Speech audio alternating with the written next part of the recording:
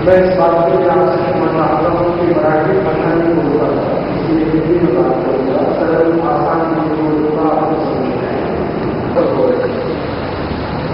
और जितने भी भारत में व्यापारी वर्ग हैं, उद्योगपति वर्ग हैं, सभी के सामने कुछ न कुछ समस्याएं आ रही हैं। इन सब समस्याओं के पीछे जो मूल कारण है वो हमारे देश की सरकार है। एक अंतर्राष्ट्रीय स्तर का समझौता किया है, संधि किया है, उसका नाम है गैर करार WTO एग्रीमेंट।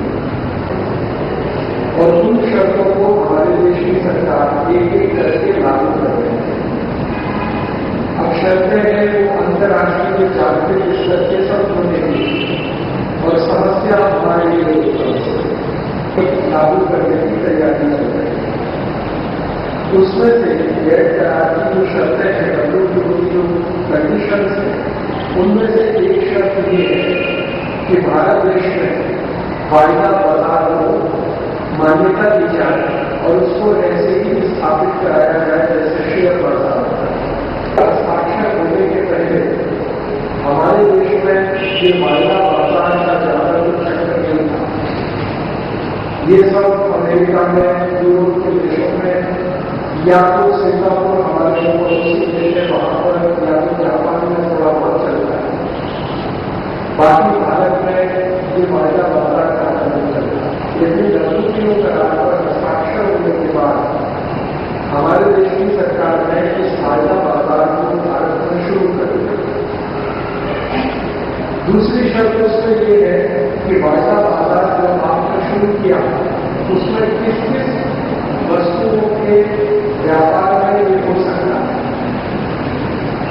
तो सोने, चांदी, हीरे जवाहरात, गेहूं, चावल, चना, दाल, मटर, आपके भारत में उत्पन्न होने वाली खेती की सभी वस्तुओं में और भारत के कारखाने में बनने वाली ज्यादातर वस्तुओं में इन सभी फायदा बाजार है। और जो कुछ वो अमेरिका में करते हैं, यूरोप में करते हैं, वही उन्होंने भारत में आगे चालू किया। अब इससे दुष्परिणाम ये शुरू हुआ है कि जब से सोने चांदी के महत्वपूर्ण वस्तुओं को फायदा बाजार में शामिल किया, तभी से मार्केट में सोने चांदी की कीमतों में उछाल गिरावट आना शुरू हुई। फायदा बाजार जो है ना, वो सबसे ज्यादा चीटिंग बिजनेस है, धोखाधड़ी का धंधा, दूसरों को मूर्ख बना के लूट देने का धंधा, दूसरों को उल्लू बना के लूट देने का धंधा, ये इस तरह का धंधा है। इसमें वास्तव में न कुछ बेचा जाता है, न कुछ खरीदा जाता है, ना आपके हाथ में कुछ खरीदा हुआ आएगा, ना किसी के हाथ से बेचा हुआ जाएगा। वास्तव में कुछ नहीं होता है, ये सिर्फ कल्पना में चलता है। और ये धंधा कैसे चलता है, मैं एक उदाहरण से समझाता हूं। वायदा बाजार में जो एजेंट होते हैं वो बड़ी बड़ी कंपनियों के होते हैं। वो काम कैसे करते हैं, एक उदाहरण से मैं समझाता हूं।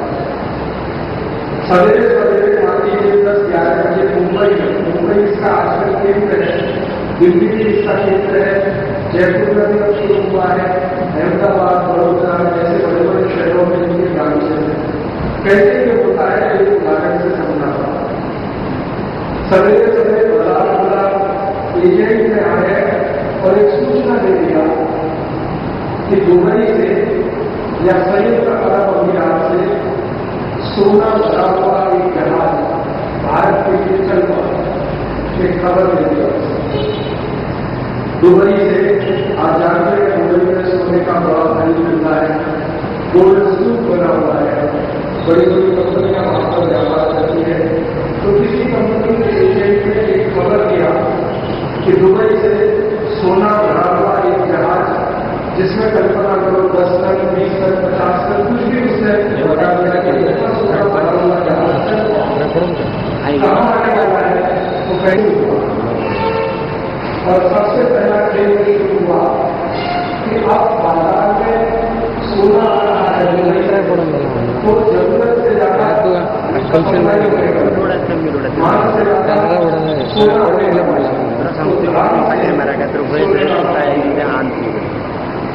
सवेरे से बाजार खुला तो कल्पना करो सोना 8,000 रुपए में 10 ग्राम। खबर आई तो तुरंत उसका असर हुआ कि सोना 7,000 रुपए 10 ग्राम या 6,500 रुपए जो भी कल्पना दोपहर को खबर आई कि वो सोने का भरा हुआ जहाज दोपहर को खबर है कि वो चला तो था दुबई से, रास्ते में डूब गए। फिर क्या हुआ? फिर ये एजेंट सक्रिय हुए और 8,000 रुपए 10 ग्राम का जो सोना था वो दोपहर तक आते आते 6,500-7,000 रुपए में किया, फिर वापस 8,000-8,500 रुपए 10 ग्राम। फिर शाम को खबर आई कि जहाज का कैप्टन बच गया और उसको संभावना है कि रिकवरी हो जाएगी। फिर शाम को भाव। अभी दूसरे दिन क्या हुआ? ना तो जहाज चला, ना उसमें सोना आया, ना कुछ हुआ, लेकिन दिन भर में 8,000 रुपए से 6,500 या 6,500 से वापस 8,000 का ये भाव में जो अंतर आया, इतने में वायदा बाजार के खिलाड़ियों ने सैकड़ों कोटी रुपए कमाए। एक झूठी खबर सैकड़ों कोटी रुपए।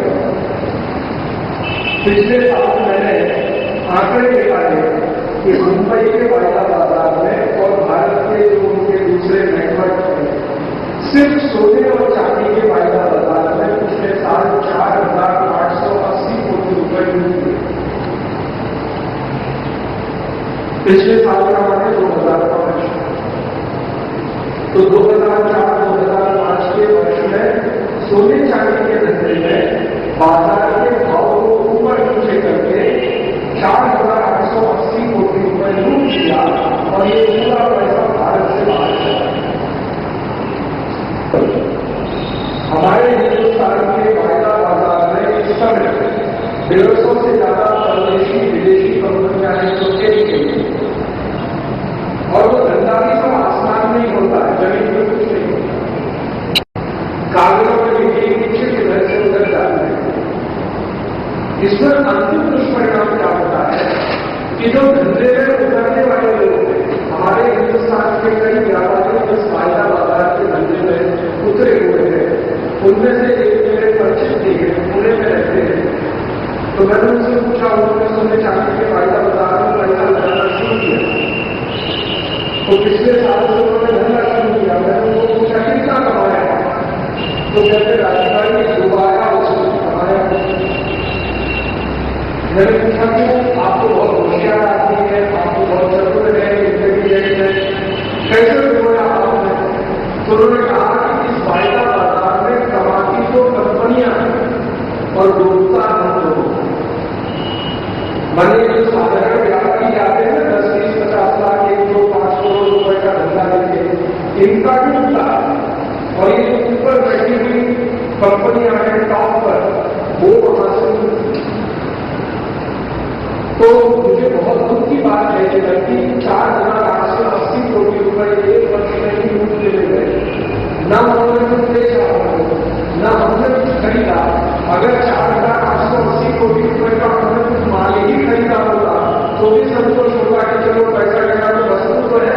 या मैंने एक बार हमारे देश के एक मंत्री को ये बात कही, उनका नाम था शरद यादव। अभी वो भूतपूर्व मंत्री हो गए।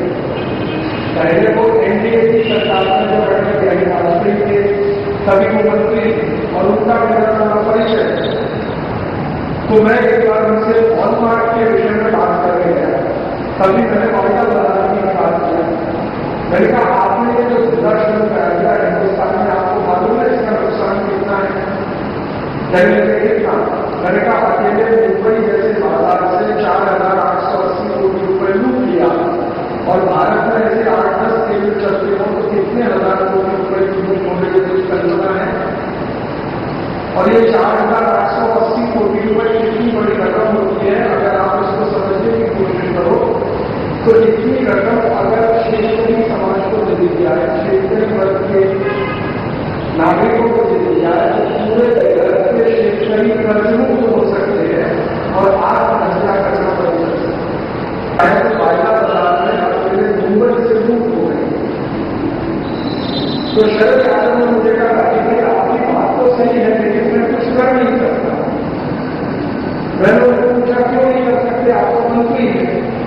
तो कहने लगे मंत्री से बड़ा प्रधानमंत्री है, उनसे बात प्रधानमंत्री के पीएम में हम लोग प्राइम मिनिस्टर ऑफिस से सुनते हैं। तो प्राइम मिनिस्टर से चर्चा हुई अटल बिहारी वाजपेयी। उन्होंने कहा मैं भी कुछ नहीं कर सकता, हमने WTO नाम का एक करार सही किया है, उसके लिए शर्त है। तो मैंने कहा कम से कम आप इतना तो करो कि हिंदुस्तानियों को टीवी पे जायदाद लेकर बोलो कि फायदा बाजार में ना कर सकते। आपकी एक मजबूरी हमें समझ में आती है कि आपने WTO का करार सही किया है, अंतर्राष्ट्रीय करार है, इसकी शर्त मानना आपकी मजबूरी है, फायदा बाजार बोलना आपकी मजबूरी है, ये समझ में आता है। लेकिन दूसरी तरफ आप इतना कर सकते हो कि रोज टीवी पर एक जायदाद दे दो या आधा घंटे का 1 घंटे का कार्यक्रम दे दो और लोगों को बताओ तो सही नहीं है फायदा बाजार होता क्या। और ये जब तुम लोग होशियार हैं, समझदार हैं, इसमें फंसेंगे नहीं, फंसेंगे थोड़े दिन में धंधा अपने आप धंधा हो जाएगा, ठंडा हो जाएगा, ये बात नहीं। तो आपकी करार की शर्त भी पूरी हो जाएगी और हम रुकने से भी बच जाएंगे। तो उनको समझ करिए, भारत के लोगों को सही माहिती देना ये सरकार को समझ में नहीं आता। मोटी माहिती देना रोज टीवी पे घंटों घंटों समय खराब करते हैं, वो कर सकते पैसी की हो, कॉन्ट्रेक्ट डॉक्टर ये करो, वो करती माहिती जो किसी काम के लिए वो हो जाती है। और ये जो माहिती जिसकी आवश्यकता है लोगों को वो कर देते हैं। फिर जानते हैं प्रधानमंत्री ने मुझे ये कहा, अच्छा हम तो ये नहीं कर सकते। मैंने पूछा क्या परेशानी क्या है? तो वो कहते हैं कि ये जो परदेशी समस्या आई है ये हमको चिंता नहीं रहेगी। अगर हमने ये माहिती देना शुरू किया, लोगों में जागृति आ गई, लोग फायदा से उनको हो गए, धंधा उनका नहीं चला, तो वो हमको नहीं रह देंगे, सरकार नहीं चले देंगे। ये जो खाता है वो खरीदेंगे, हमको सपोर्ट विड्रॉ हो जाएगा, हमें सब तकलीफ आ जाएगी। अंत में उन्होंने कहा कि आप ऐसा करो कि एक टीवी चैनल आप चालू करो, उसमें ये माहिती देंगे। मैंने कहा कि मुझे यही करने का है तो आपके पास आने की क्या जरूरत है, ये तो हम करेंगे। तो हमारी सरकार इतनी असहाय है, इतनी हेल्पलेस है इस पूरे सिस्टम में, वो कहते हैं हम कुछ नहीं कर सकते। और वो कुछ नहीं कर सकते तो उसमें ये दुष्परिणाम होता है। अब इस दुष्परिणाम में मार कौन खाता है? जो सोने चांदी का व्यापार करने वाला बड़ा व्यापारी है, जिसका सैकड़ों करोड़ रुपए का बिजनेस है, उसको ज्यादा फर्क नहीं पड़ता है। लेकिन जो साधारण सा व्यापारी है, छोटे छोटे बिजनेस करने वाला है, जिनका माल को लाख 1.5 लाख 5 लाख 10 लाख 20 लाख का शेयर करने वाला, बिक्री करने वाला, और ये शहर को छोड़ो दूर गाँव में बेचारा बैठा हुआ और एक आदमी सोने चांदी की दुकान के लिए सैकड़ों सालों से काम करता है, जिनका मुश्किल से 5-7 10 हजार रुपए का कुछ बेचता है, उसको सबसे ज्यादा दुष्परिणाम इसका होता है। मेरा जिस गांव में जन्म हुआ वो उत्तर भारत में है, अलीगढ़ जिले। मेरे गांव में आज स्थिति ये है, 10 व्यापारी थे सोने चांदी का व्यापार करने वाले। मैंने बचपन से उनको देखा है, लेकिन इस फायदा बाजार में 10 ने अपनी दुकानें बंद कर दी। वो पहले सोने चांदी के दागी में बनाकर मेरे गांव के लोगों की जरूरत पूरी करते थे और आसपास के गांव में भी जरूरत पूरी करते थे। अभी तो सोने का भाव एकदम से 8,000 रुपए तक गया है, उसी में उनका सारा अब वो क्या कर रहे हैं? वो बेचारे सब दुकानें बंद करके शेष मजदूर की तरह से काम कर रहे हैं। पूरी जो बताते हैं कि सवेरे भाव कुछ, दोपहर को कुछ, शाम को कुछ, और जो रियल ट्रेजर है, जो वास्तविक व्यापारी है, जो सच में सोने चांदी का कुछ न कुछ बनाकर बिक्री करते हैं, वो इसमें सबसे ज्यादा मार है। जिनको सिर्फ चीटिंग करनी है, धोखाधड़ी करनी है, लूट मार करनी है, उनको इसमें फायदा होता है। तो हमारी सरकार ने एक ये खतरनाक खेल शुरू कर दिया और ये खतरनाक खेल जैसे सोने चांदी के उसमें हो रहा है। अभी सरकार की तरफ से इसके लिए कुछ उत्तर दिए जाए और मैं आपसे बिल्कुल कहने आया हूं कि सरकार अपने गलत काम को सही साबित करने के लिए कोई न कोई उत्तर ढूंढती है। तो इसके लिए उन्होंने उत्तर ढूंढा। वो क्या है? वो कहते हैं कि यूरोप में अमेरिका में तो 150-200 टन का धंधा है सोने चांदी का, सोने करके कम से कम चांदी उसमें छोड़ो, वहां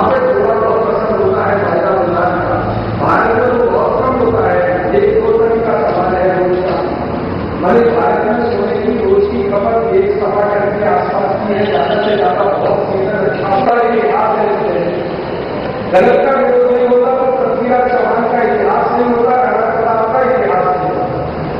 लेकिन आज कुछ ऐसे लोग हमारे अपने समाज में हैं जो कहते हैं गलत का विरोध मत करो, किसी तरह इसमें एडजस्ट कर लो, और वो एडजस्टमेंट क्या, कोई लूट रहा है 100 रुपया तो उसमें से अपने को भी 10, 20, 50 मिल जाएगा, उनका हिस्सा बस इतना ही है, इससे ज्यादा कुछ।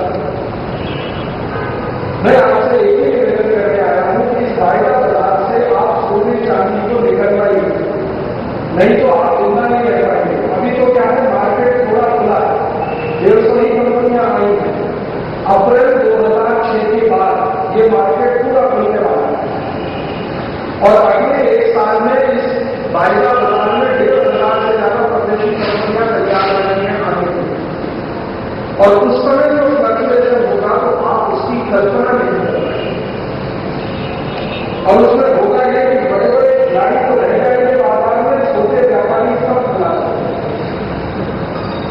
मेरी चिंता यह है कि भारत में 160 करोड़ की लोक संख्या में लगभग 1 करोड़ सराफा व्यापारी है, संपूर्ण भारत, उत्तर से दक्षिण और पूर्व से पश्चिम, और लगभग 1 करोड़ 50 लाख कारीगर जो दागिने लगभग 1 करोड़ व्यापारी है, 1 करोड़ 50 लाख कारीगर है। इसका माने 2 करोड़ 50 लाख लोग सोने चांदी हीरे जवाहरात के व्यापार से प्रत्यक्ष रूप से जुड़े हुए हैं, डायरेक्टली कनेक्टेड। अगर 2.5 करोड़ लोग इससे सीधे जुड़े हुए हैं तो इसका मतलब क्या हुआ कि कम से कम भारत में 50 लाख परिवारों की जिंदगी इससे चल रही है।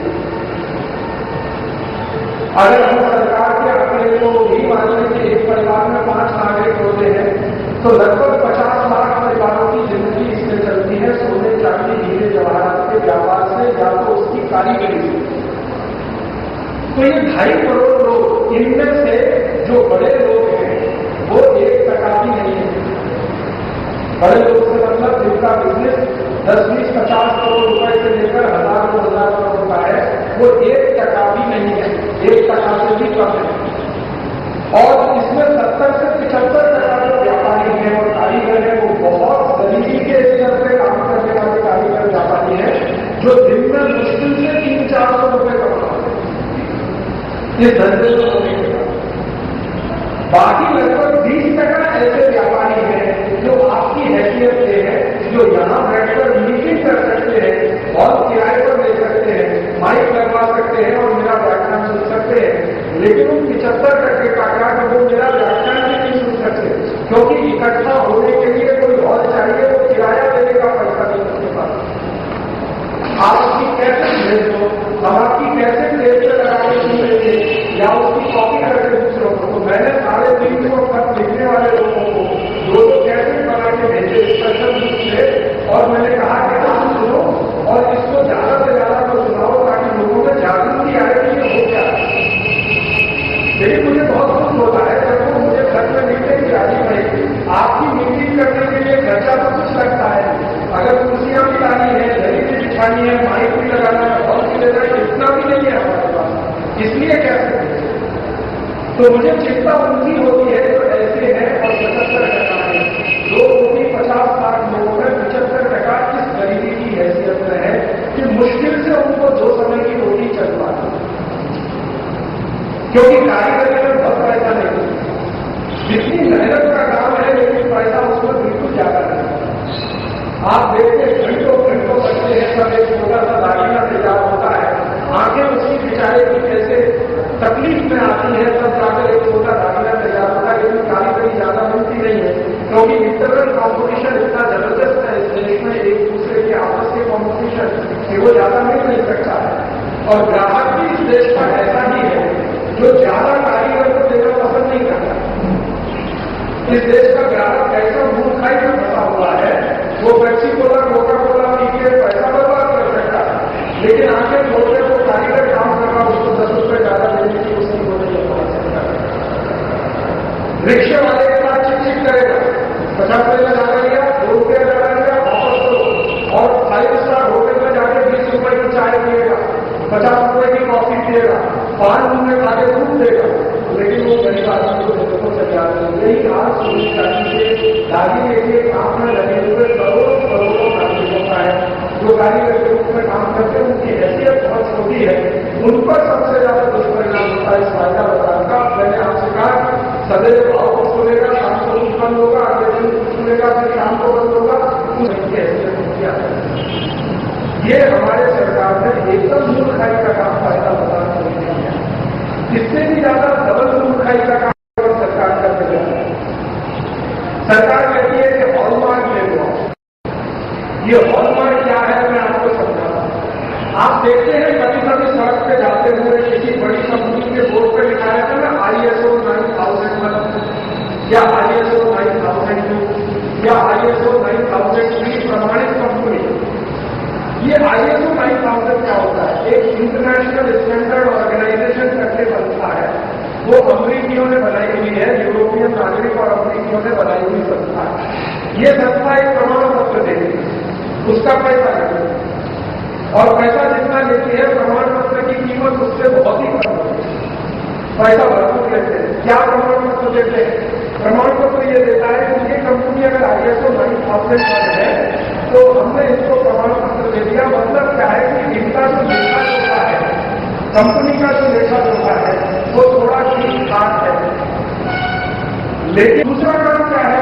लेबर वर्क जिसको है, लेबर वर्क माने फाइल बनाने का, उस पर खाता लिखने का, आज इतना माल बेचा, कल इतना बेचा, ये लाया वो लाया। तो जो फाइलिंग वर्क है जिसपे कागज पर कुछ लिख के रखना होगा, उसके लिए ISO 9000 मिलता है। बात समझना, फाइलिंग वर्क के लिए मिलता है। उस कंपनी की बनाई हुई वस्तु की क्वालिटी उससे बहुत अच्छी हो गई है, इसकी कोई गारंटी नहीं होगी ISO 9000। आपको एक बात समझ में आएगी। मैं कोई माल बनाता हूं, उसमें खूब घोटाला करता हूं। मान लीजिए एक कंपनी को मैं साबुन बनाता हूं, मैं आपको नाम लेके बताता हूं। एक कंपनी है हिंदुस्तान में जिसके पास ISO 9000 है, साबुन बनाने वाली कंपनी है। वो साबुन में रेत मिला, रेती समझता, मिट्टी मिला, और मिट्टी को साबुन के भाव में बेचते। उनके साबुन को मैंने लेबोरेटरी में टेस्ट कराया तो 70% मिट्टी है, 30% ही साबुन। मैंने उनसे कहा भले आदमी आपके पास ISO 9000 है और 70% मिट्टी आप बेच रहे हो, मिट्टी आती है 1-2 रुपए किलो की और बेच रहे हो 150 रुपए किलो, क्योंकि उनका साबुन मिलता है 15 रुपए का 100 ग्राम, 150 रुपए किलो हुआ। मिट्टी खरीदा 1 रुपए किलो में, बेच रहे हो 150 रुपए किलो। इसकी लूट मचा रखी है और क्वालिटी भी नहीं गिरा रखी है। तो उसने कहा कि राजी भाई ये सब धंधा हमारा इसलिए अच्छा चलता है कि हमारा ISO 9000 सर्टिफिकेट। तो लोगों को क्या लगता है? लोगों को लगता है कि ISO 9000 कंपनी है इसलिए माल की क्वालिटी जबरदस्त होगी, लेकिन क्वालिटी का ISO 9000 से कुछ लेना देना नहीं होता। और इसमें खेल कैसा चलता है? खेल ये है कि ISO 9000 देने वाली जो संस्था मैंने बताया इंटरनेशनल ऑर्गेनाइजेशन, उसके एजेंट आते हैं, जिस कंपनी को मार्क देते हैं वहां आते हैं, उनके गेस्ट हाउस में रहते हैं, खाना खाते हैं, होटल में मजा करते हैं, दारू पीते हैं और रक्षा गतिविधि सब करते हैं, वो कंपनी के खर्चे पर करते हैं। अंत में उनको एक सर्टिफिकेट देके चले जाते हैं कि हमने आपको प्रमाणित किया ISO 9000। अब इसमें होता क्या कि कंपनी को सब कुछ अपने से करना होता है। आपकी फाइल मेंटेन करिए, लेजर मेंटेन करिए, फोटो मेंटेन, सब कुछ आप मेंटेन करिए। आपका चार्टर्ड अकाउंटेंट रखिए, मैनेजर रखिए, उसको पगार दीजिए, खर्चा करिए।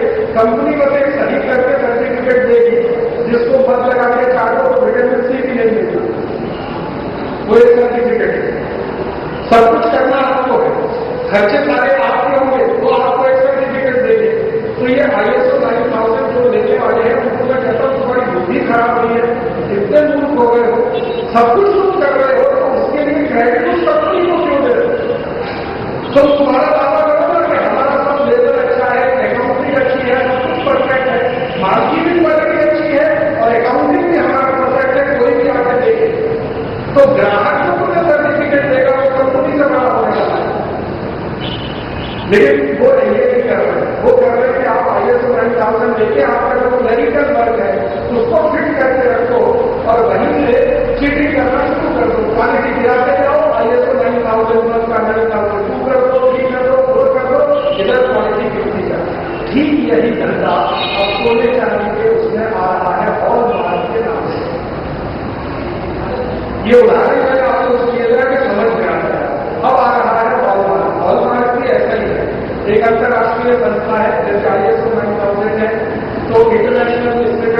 इंटीग्रेशन उन्हीं का एक हिस्सा है हॉलमार्क। ये यूरोप से शुरू हुआ, अमेरिका में फैला और वहां से यहां आया।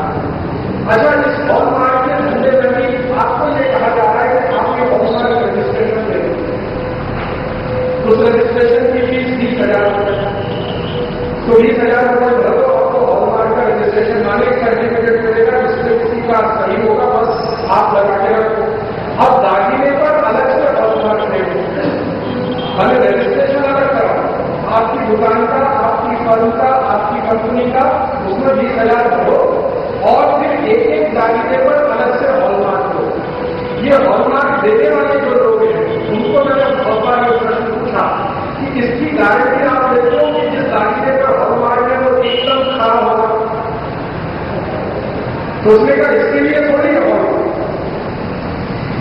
100% खराब सोने का दागिना है, 100% खराब चांदी का दागिना है या 100% खराब हीरा है, इसकी गारंटी हॉलमार्क नहीं देता। हॉलमार्क के लिए गारंटी देता है 9,002, 9,001, 9,003, वैसी ही एक छोटी सी सर्टिफिकेट। और इसमें बेईमानी का धंधा लगा हुआ। मैंने आपसे कहा 9,001 लेने के बाद 70% मिट्टी मिला के सामान बना के बेचो, तो ग्राहक को क्या करता है 9,001, उसको माहिती नहीं कि इसके अंदर क्या किसकी है 9,000। तो यहां क्या होगा, यहां यही होगा कि हॉलमार्क इस दुकान को मिला है, फिर धड़ाधड़ मिलावट पर हो और आप कहो कि ये 80% है और उसको 100% कहते बेचो, 60% है उसको 80% कहते बेचो, लूट लो। अल्टीमेटली लूट उसमें ग्राहक की होगा। यूरोप और अमेरिका में जब हॉलमार्क सिस्टम आया तो उसके पीछे की कहानी क्या है वो मैंने समझने की कोशिश की। वहां कहानी ये है कि जो भी धंधा करने वाले लोग हैं, ये आप बहुत गंभीर बात से समझ सकते, मुझे ये समझने में 3 साल हो गए, क्यों आया वहां, जरूरत क्या थी। यूरोप और अमेरिका में सबसे बड़ी परेशानी ये है कि जो खरीदने वाला है और बेचने वाला है, दोनों के बीच में कोई विश्वास का संबंध नहीं है। खरीदने वाले का बेचने वाले पर कोई विश्वास नहीं है और बेचने वाले का खरीदने वाले से कोई सिंपैथी नहीं है, सद्भावना नहीं है, सहानुभूति नहीं है। वहां का जो समाज है यूरोप और अमेरिका का, वो समाज है इंडिविजुअलिस्टिक, व्यक्तिगत आधारित पूरा समाज है, व्यक्ति आधारित। वहां किसी का किसी से कोई पसंद नहीं है। शादी भी होती है ना पति पत्नी की, तो कॉन्ट्रैक्ट होता है। हाँ, मैं आपको लिटरली बता रहा हूं, कॉन्ट्रैक्ट साइन होता है। जैसे सड़क बनाने का कॉन्ट्रैक्ट होता है ना, वैसे पति पत्नी का कॉन्ट्रैक्ट होता है कि हम 2 साल साथ में रहेंगे, उसके बाद डाइवोर्स हो जाएगा, 1 साल साथ में रहेंगे या 6 महीने साथ में रहेंगे या 2 महीने साथ में रहेंगे या 1 रात साथ में रहेंगे, उसका भी पता है। उसके बाद तुम तुम्हारे रास्ते में मेरे रास्ते। तो यूरोप और अमेरिका में जो कुछ भी चलता है वो कॉन्ट्रैक्ट पर चलता है, विश्वास वहां नहीं है। पति पत्नी पर विश्वास नहीं करती, पति पत्नी पर विश्वास नहीं करता। और समाज वहां का ऐसा है कि बहुत ही लंबट किस्म का समाज है। किसी की भी पत्नी अपने पति के सामने किसी दूसरे के साथ चली जाएगी, बेडरूम में तो कोई रोकने वाला नहीं है, और रोकने की कोशिश की तो तब से करके करा देते, क्या तुम्हारे घर में बिल्कुल शून्य है। तो ये हॉलमार्क नाम का एक क्षेत्र है, इससे थोड़ा विश्वास हो जाए खरीदने वाले को और थोड़ा सद्भावना बने बेचने वाले। तो यूरोप और अमेरिका के समाज की संरचना ऐसी है जहां कोई किसी पर विश्वास नहीं करता, इसलिए सरकार बीच में आकर के हॉलमार्क का सिस्टम लाई हुआ।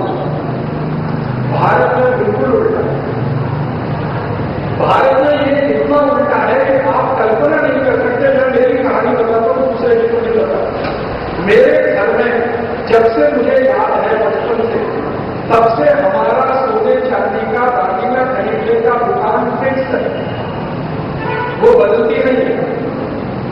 मैंने एक बार मेरी आई को पूछा ये दुकान में से कब से लाती है, तो वो आई कहती है उसकी आई के समय से। उसकी आई को पूछा तो वो उसकी आई। माने मेरे घर में सोने चांदी का दागिना जिस दुकान से आता है वो दुकान का हमारा संबंध 10 पीढ़ी पुराना है। उनकी 10 पीढ़ियां मुझे नहीं, हमारी 10 पीढ़ियां मुझे। और मेरी आई को मैं पूछता हूं यही दुकान में क्यों जाती है, इतनी दुकान है गांव में। वो कहती है भरोसा, विश्वास। जो संबंध है वो भरोसे का है, विश्वास का है, दागीने का नहीं। दागीना तो मुश्किल से हमारे घर में साल में 2-4 हज़ार रुपए का आता है, कभी कभी 2 साल में आता है। तो 2-4 हज़ार रुपए साल का बिजनेस, और उसमें भी बेचारे दुकान वाले को क्या मिलता होगा जब वो 4 हज़ार रुपए का। हमारे 3 साल के बाद घर में एक छोटी अवधि आई है 4 हज़ार रुपए की। मैंने उसको पूछा, मुश्किल से 400 रुपए में मिला होगा। तो वो दुकान वाला नहीं कहता, राजू भाई हमारा आपका विश्वास का बात है।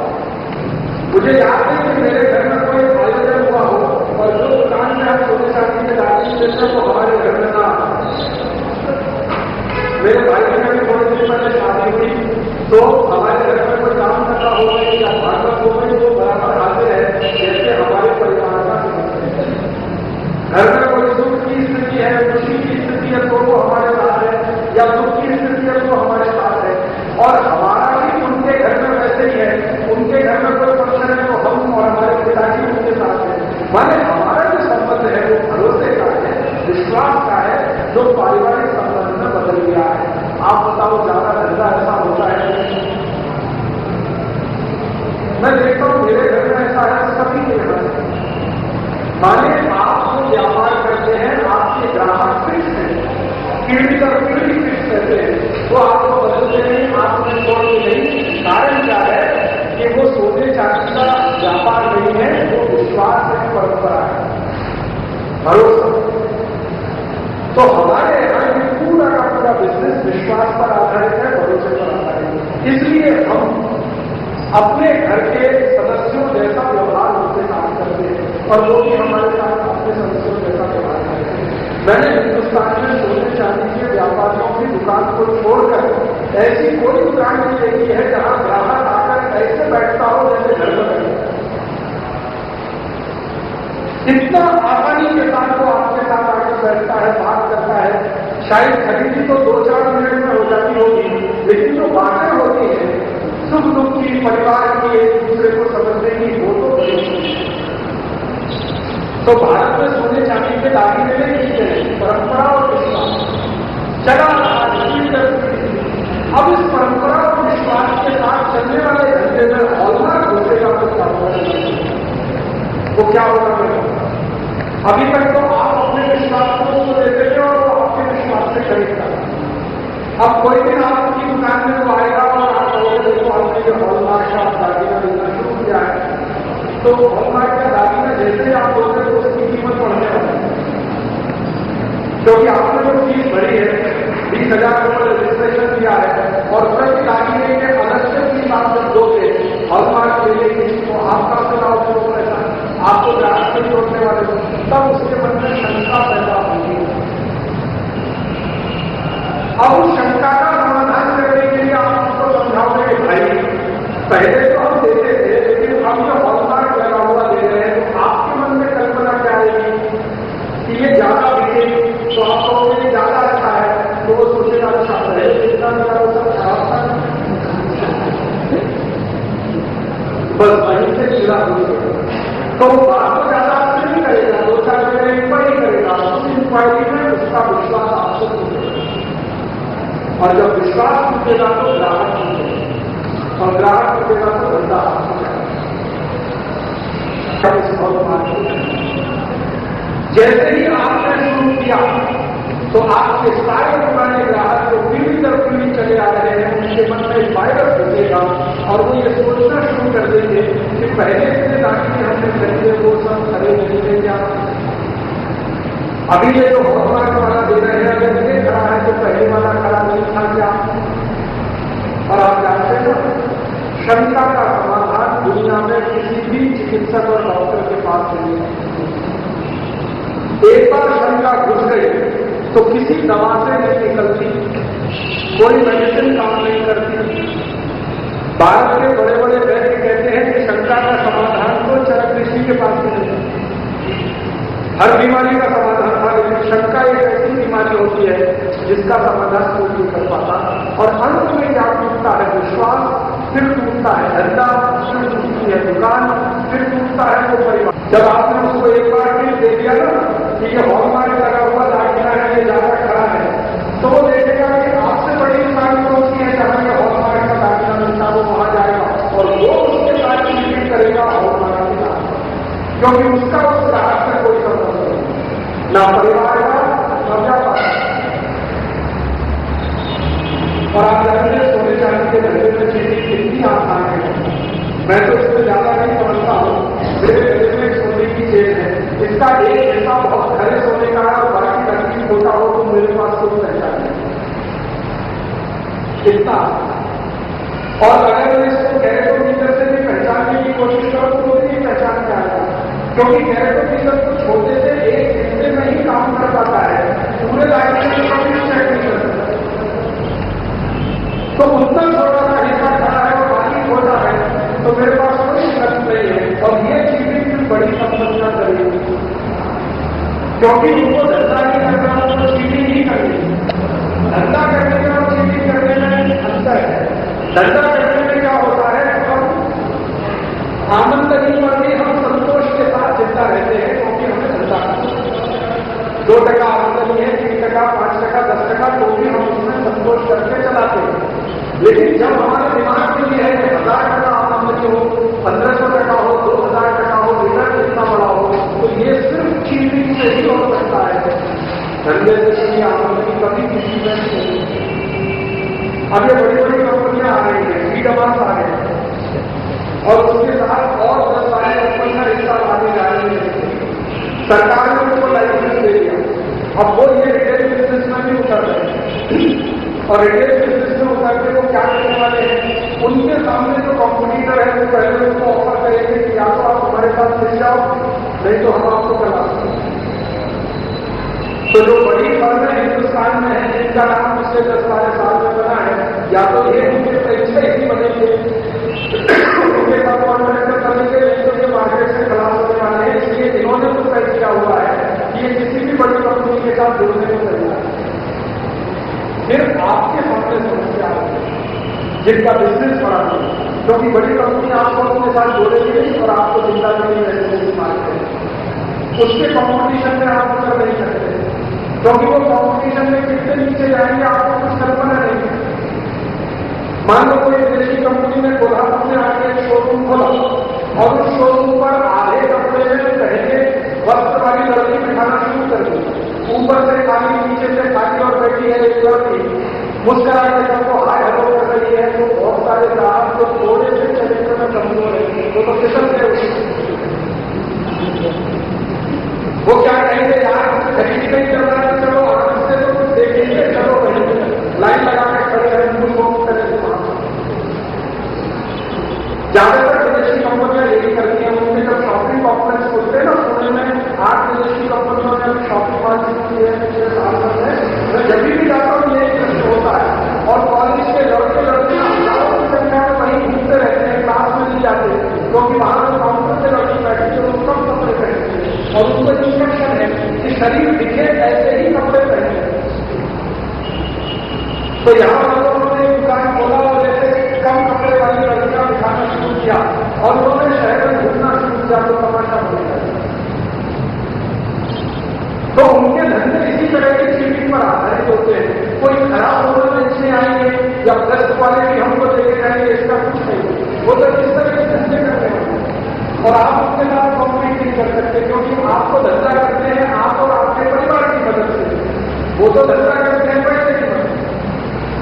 आपके लिए ये धंधा आपकी जिंदगी का रास्ता है, हमारे जिंदगी को चलाने का जरिया है। उनके लिए धंधा उनके 50 धंधों में से एक है जिससे एक्स्ट्रा प्रॉफिट कमाना। उनके जीवन का धंधा नहीं है, नजरिया नहीं है। तो फिर आपको कॉम्पिटिशन में नहीं चाहिए, और वो कॉम्पिटिशन में आप तो धीरे धीरे आउट हो जाए। मुझे तो ये है कि 2.5 करोड़ लोगों की जीविका चली गई, तो इनको कौन सा दूसरा व्यापार हम दे सकते हैं या कहाँ इनको बता सकते हैं जो बेरोजगारी और बढ़े। ये हॉलमार्क में एक तो सबसे बड़ी तकलीफ आने वाली है कि आपका ग्राहक का विश्वास टूटेगा। दूसरी तकलीफ आने वाली है कि 20,000 रुपए रजिस्ट्रेशन का लगता है पहली बार जब आप जाओ। 1 कोटी भारत में सराफा व्यापारी है, सब अगर रजिस्ट्रेशन कराएं तो 20,000 कोटी रुपए तो उन्होंने लूट लिया एक साथ। आगे की योजना क्या है उनकी? अभी वो ये कह रहे हैं कि आप हॉलमार्क लो, आपका ऑप्शन है, आपकी मर्जी है, लो नहीं लो, लेकिन रोज ये यहाँ से कोई ना कोई आपको एजेंट आएगा, ये समझाने के लिए वैसे कहेंगे भी मर्जी तो बार बार को समझा वो देना होगा लेकिन वो नहीं देंगे। क्यों गिरफ्तारी करने के लिए आ रहे हैं? वो करेंगे, आपको बोलेंगे ये ऑप्शनल है, लेकिन बार बार आपको दिमाग में टॉर्चर नहीं करेंगे दे दो दे दो दे दो दे दो, क्योंकि उनको अपना धंधा चलाने का अपने स्वास्थ्य में क्या कर रहा है। अमेरिका की गरीबों में जो सोना पड़ा हुआ है उनको बेचने का है, लेकिन मैक्सिमम प्राइस को बेचते।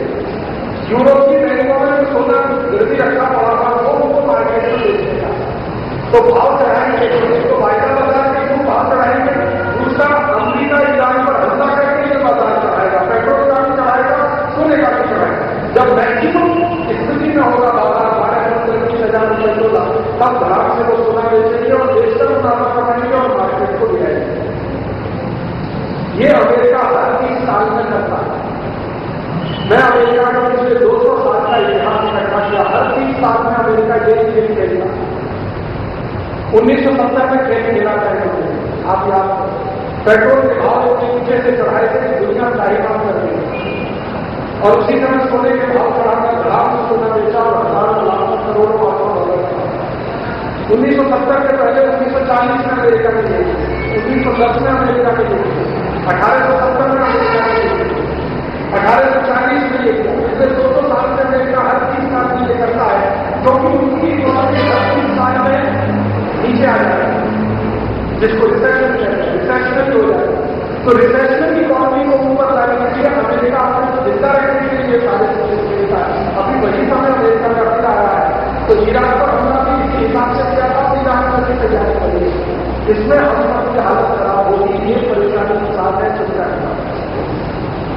और हॉलमार्क करने को कहते हैं ऑप्शनल है, 2-3 साल के बाद तो कंपल्सरी कर देंगे। अभी तो उन्होंने कुछ कहना शुरू कर दिया है, 2-3 साल के बाद कंपल्सरी कर देंगे। 1 साल पहले तक तो ये भी नहीं बोलते थे कि कंपल्सरी कर देंगे। मैं तभी भी बोल रहा था कि आप थोड़े दिन के बाद इसको कंपल्सरी करोगे तभी जिंदा रह पाओगे, नहीं तो आप चले जाओगे। तो वो कंपल्सरी करेंगे तब आपके सामने परेशानी दूसरी आएगी। कंपल्सरी कैसे होगा? हॉलमार्क इसके लिए कानून बनेगा, कानून से आपको बांधा जाएगा और कंपल्सरी हॉलमार्क हो जाएगा। माने अगर कंपल्सरी हुआ हॉलमार्क, तब पुलिस आएगी आपकी दुकान पर और छापा मारेगी कि आपके पास हॉलमार्क है या नहीं। दादी ने तो हॉलमार्क है कि नहीं, और अगर नहीं मिला तो कहेंगे चलो कानून भंग किया, उल्लंघन किया, जेल चलो। तो वो जेल में जाने के लिए इंटरेस्ट नहीं होंगे, लेकिन डराएंगे आपको चलो नहीं। अंत में क्या होगा? वो करेंगे आपसे सौदा, और आपको है थोड़ा मन में डर जेल जाने से, तो उसी में होगा सौदा। और पुलिस वाला इंस्पेक्टर आके कहेगा लाओ 10,000 रुपए, लाओ 20,000 रुपए, लाओ 50,000 रुपए, तो एक नया धंधा शुरू हो जाएगा। जैसे गुप्त लोग करते हैं वैसे पुलिस करेगी। और ये पुलिस का इतना आगे तक जाएगा कि पहले तो आएंगे आपकी दुकान में, फिर आएंगे कि नहीं फोन करेंगे। पुलिस स्टेशन में बैठने कोई इंस्पेक्टर फोन करेगा, अच्छा हम क्या बातों के लाभ आने की जरूरत नहीं, हम भी पहुंचा देंगे आपको। तो 10,000 का पैकेट, 30,000 का पैकेट आप पहुंचा देंगे तो हफ्ता वसूली शुरू। हॉलमार्क के नाम पर होगी हफ्ता वसूली, क्योंकि मैंने हिसाब लगा दिया कि ये जिंदगी में अगर हॉलमार्क को कंपल्सरी कर दे तो भी सबको नहीं दे पाएंगे।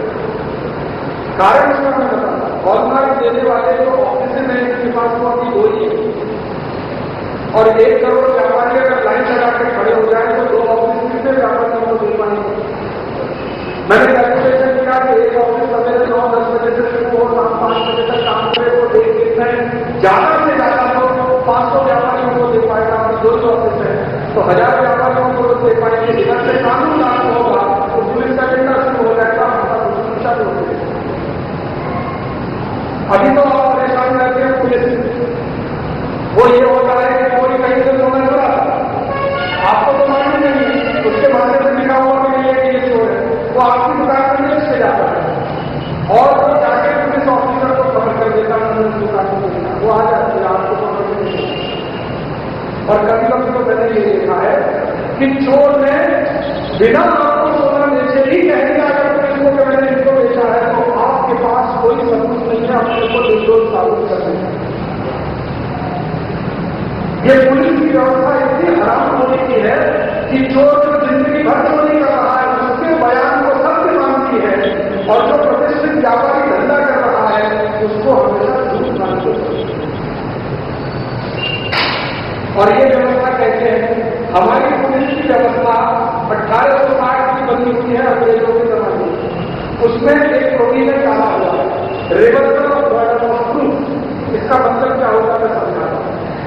Reversal of burden of proof का मतलब है कि जो आरोप लगाने वाला है उसको खुद सिद्ध नहीं करना, जिस पर आरोप लगाया जा रहा है सब कुछ उसे सिद्ध करना।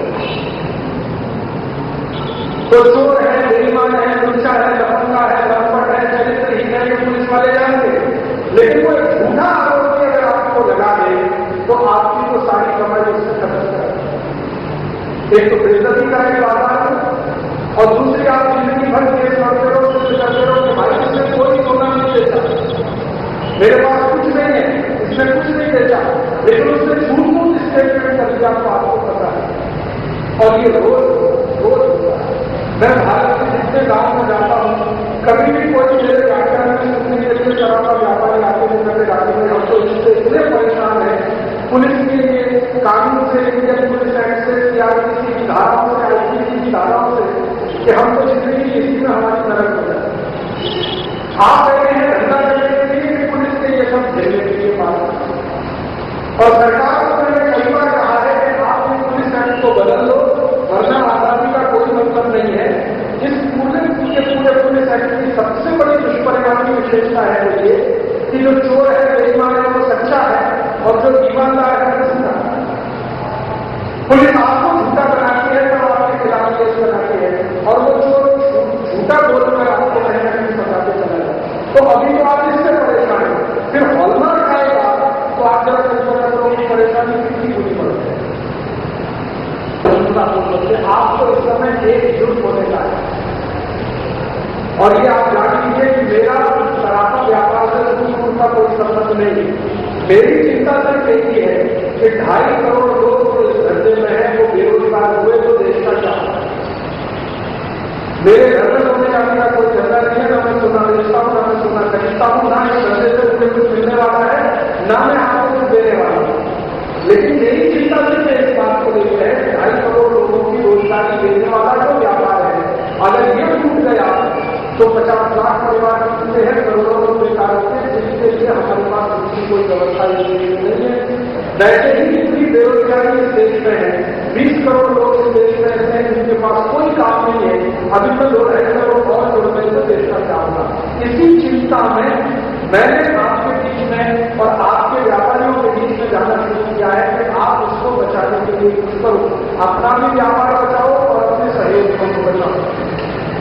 तो आप बोले कि हम करें क्या, आप 3 काम करो, और मैं आपको वायदा करता हूं कि ये 3 काम अगर आपने पूरी ईमानदारी से किए तो ये समस्या बिल्कुल समाप्त होने वाली है। ना हॉलमार्क देना पड़ेगा आपको और ना वायदा बाजार करना पड़ेगा।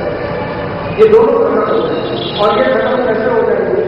सरकार जरूर कहती है कि हमने WTO की शर्त है ना उसके आधार पर लिखा, लेकिन WTO में ही लिखा हुआ है any member country can withdraw any kind of this agreement. माने कोई भी सरकार कभी भी WTO एग्रीमेंट से बाहर आ सकती है, कोई भी सरकार कभी भी इसको रद्द नहीं कर सकती। उसी में लिखा माने ये कोई ऐसा समझौता नहीं है जो परमानेंट चले। और मैं आपको नाम लेकर बताता हूं, दुनिया में आज से 10 साल पहले 134 देशों में ये सही किया था, उनमें से आज 70 देश बाहर निकल गए।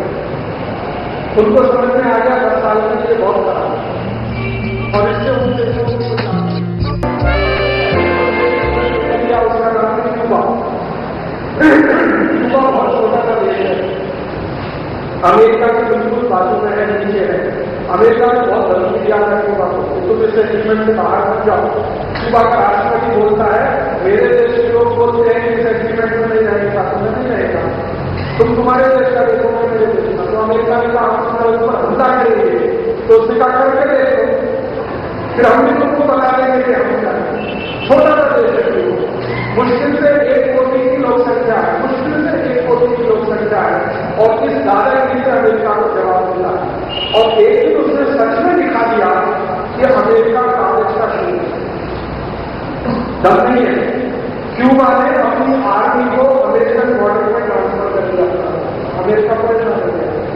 अमेरिका को लगा कि अगर ये क्यूबा खड़ा होता है तो उसके आदिवासी के देश भी खड़े होते, क्योंकि वो सब अमेरिका से करते और वो बहुत इंटेलिजेंट आदमी है। महाराज राष्ट्रपति ना फिडेल कास्ट्रो, वो इतना लोकप्रिय है कि 28 साल से बराबर सुनकर आता, अकेला खड़ा होगा, कोई उसके रिस्पॉन्स में नहीं आता, 28 साल से बराबर सुनकर आता है और अमेरिका को सरेआम धमकी देता है कि तुम्हारी हिम्मत करके देखो, हम बंदूक की ओर नहीं मानते, तुम्हारे देश की देखो, हम हमारे देश निकल गया क्यूबा बंदूकियों से। और उनके सारे शर्त हॉल बना के, वायदा बजा के, शेयर बना के, सब खड़ा करके और देश बहुत अच्छा है, 10 साल से प्रगति कर रहा है, बहुत आगे बढ़ रहा है। आपको इसके लिए प्रयास करना पड़ेगा। तो प्रयास क्या करना है? आप सबसे पहले एक फैसला करो कि कोल्हापुर सराफा एसोसिएशन का कोई भी कारीगर या व्यापारी हॉलमार्क नहीं ले। क्योंकि देखो, मैं आपको एक सीधी सी बात बता दूं, दुश्मन से लड़ना है तो उसका बहिष्कार सबसे पहले, असहयोग सबसे पहले। दुश्मन को अपने घर में बुलाओगे फिर आप उससे लड़ने जाओगे कभी। हमारे हिंदुस्तान की कहानी ही ये दर्दनाक है। हमारे राजाओं ने अगर अंग्रेजों को अतिथि बना के नहीं बुलाया होता तो ये देश 250 साल गुलाम नहीं होता। हमने ये गलती कर दी है भूतकाल में, भविष्य में करने की जरूरत नहीं। माने हॉलमार्क नहीं देना ये एक संकट है, तो फिर क्या करना पड़ेगा वो सोचो। जब आप हॉलमार्क नहीं दोगे तो जो देने के लिए घूम रहे हैं इनकी हालत होगी खराब, क्योंकि इन्होंने सब कॉन्ट्रैक्ट भी किया होगा। ये जो है ना आपके पास आते हैं, ये सब कॉन्ट्रैक्टर है, असली कॉन्ट्रैक्टर नहीं है। कॉन्ट्रैक्टर के नीचे के असली कॉन्ट्रैक्टर को यूरोप अमेरिका में बैठे हुए हैं। यहाँ पुणे में किसी ने कॉन्ट्रैक्टर किया होगा, मुंबई में किया होगा, दिल्ली में किया होगा, तो ये बोल होते हैं इन्होंने वहां की जमा करा है, क्योंकि जिन्होंने इनको कॉन्ट्रैक्टरशिप किया है ना वो चालाक लोग हैं। वो कहते हैं मेरे कुछ पहले पैसा जमा कर दो, तुम बांट पाते हो और बांट नहीं बांट पाते हो तो रखते हमको दे दो। तो इन्होंने बहुत पैसा भर के सब कॉन्ट्रैक्टरशिप किए, इनको वो पैसा निकालने का है। इसलिए रोज आके आपके दिमाग में से भाई सोसाइटी में ले लो भाई, ले लो भाई, और आपने अगर लेना बंद कर दिया तो फिर सरकार के पास जाएंगे, कहेंगे कंपल्सरी कर दो। तो सरकार ने कानून बनाएगी, कानून बनाएगी तब उसके बाद हम लोग भी इसमें आएंगे, उतरेंगे। क्योंकि कानून बनेगा तो संसद नहीं बनेगा, और संसद में हम ऐसा हल्ला कर रहे हैं इस कानून के विरोध में कि ये पास ही ना। फिर सरकार क्या करेगी? कानून पास नहीं हुआ अगर संसद में, क्योंकि मैंने अभी से भारत के बहुत सारे खासदारों को इस बात से समझाना शुरू कर दिया, क्योंकि मुझे कल्पना है कि अगले 3 साल में आगे कानून आ सकता है। तो 250 से ज्यादा खासदारों को मैंने ये समझा दिया कि देखो इसका खतरा क्या है। और पूर्वी भारत के जो खासदार हैं, बंगाल के, आसाम के, बिहार के, उड़ीसा के, उनको ये बात अच्छे से समझ में आई है, क्योंकि सबसे ज्यादा कारीगर उसी इलाके में है। दागे का काम करने वाले जो कारीगर है ना, सबसे ज्यादा बंगाल में, दूसरा नंबर उड़ीसा में, फिर बिहार में। उनको समझा दिया, उनको समझ में आया, और उन्होंने कहा समझ करो जब कानून बनेगा तो हम इसके खिलाफ वोट करेंगे। तो कानून वहां से नहीं बनेगा, बना तो राष्ट्रपति के स्तर पर रोकेंगे, उनका सही होने देंगे, और उनका सही होने के लिए पब्लिक इंटरेस्ट पिटीशन फाइल करेंगे। उस समय आप सबकी मदद की जरूरत है, क्योंकि वो पिटीशन मैं मेरे नाम से नहीं कर सकता, क्योंकि अदालत में सवाल पूछेगी आपको क्या लेना देना इस करने से। आपकी कोई दुकान है क्या, कोई फल है क्या, कोई कंपनी बेचना, कोई दुकान का कोई फल। तो मैं चाहता हूं उस समय आपका सराफा एसोसिएशन के नाम से एक केस पिटीशन हम बनाएंगे, गांव की नाम करेंगे, नाम आपका रहेगा, क्योंकि कोर्ट तकलीफ देता है।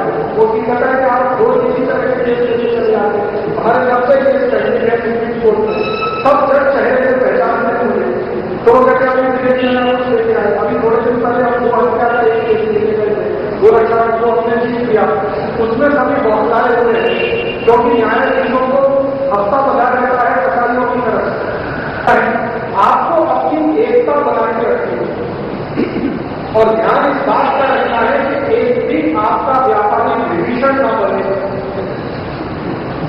एक भी, क्योंकि वो खतरनाक है।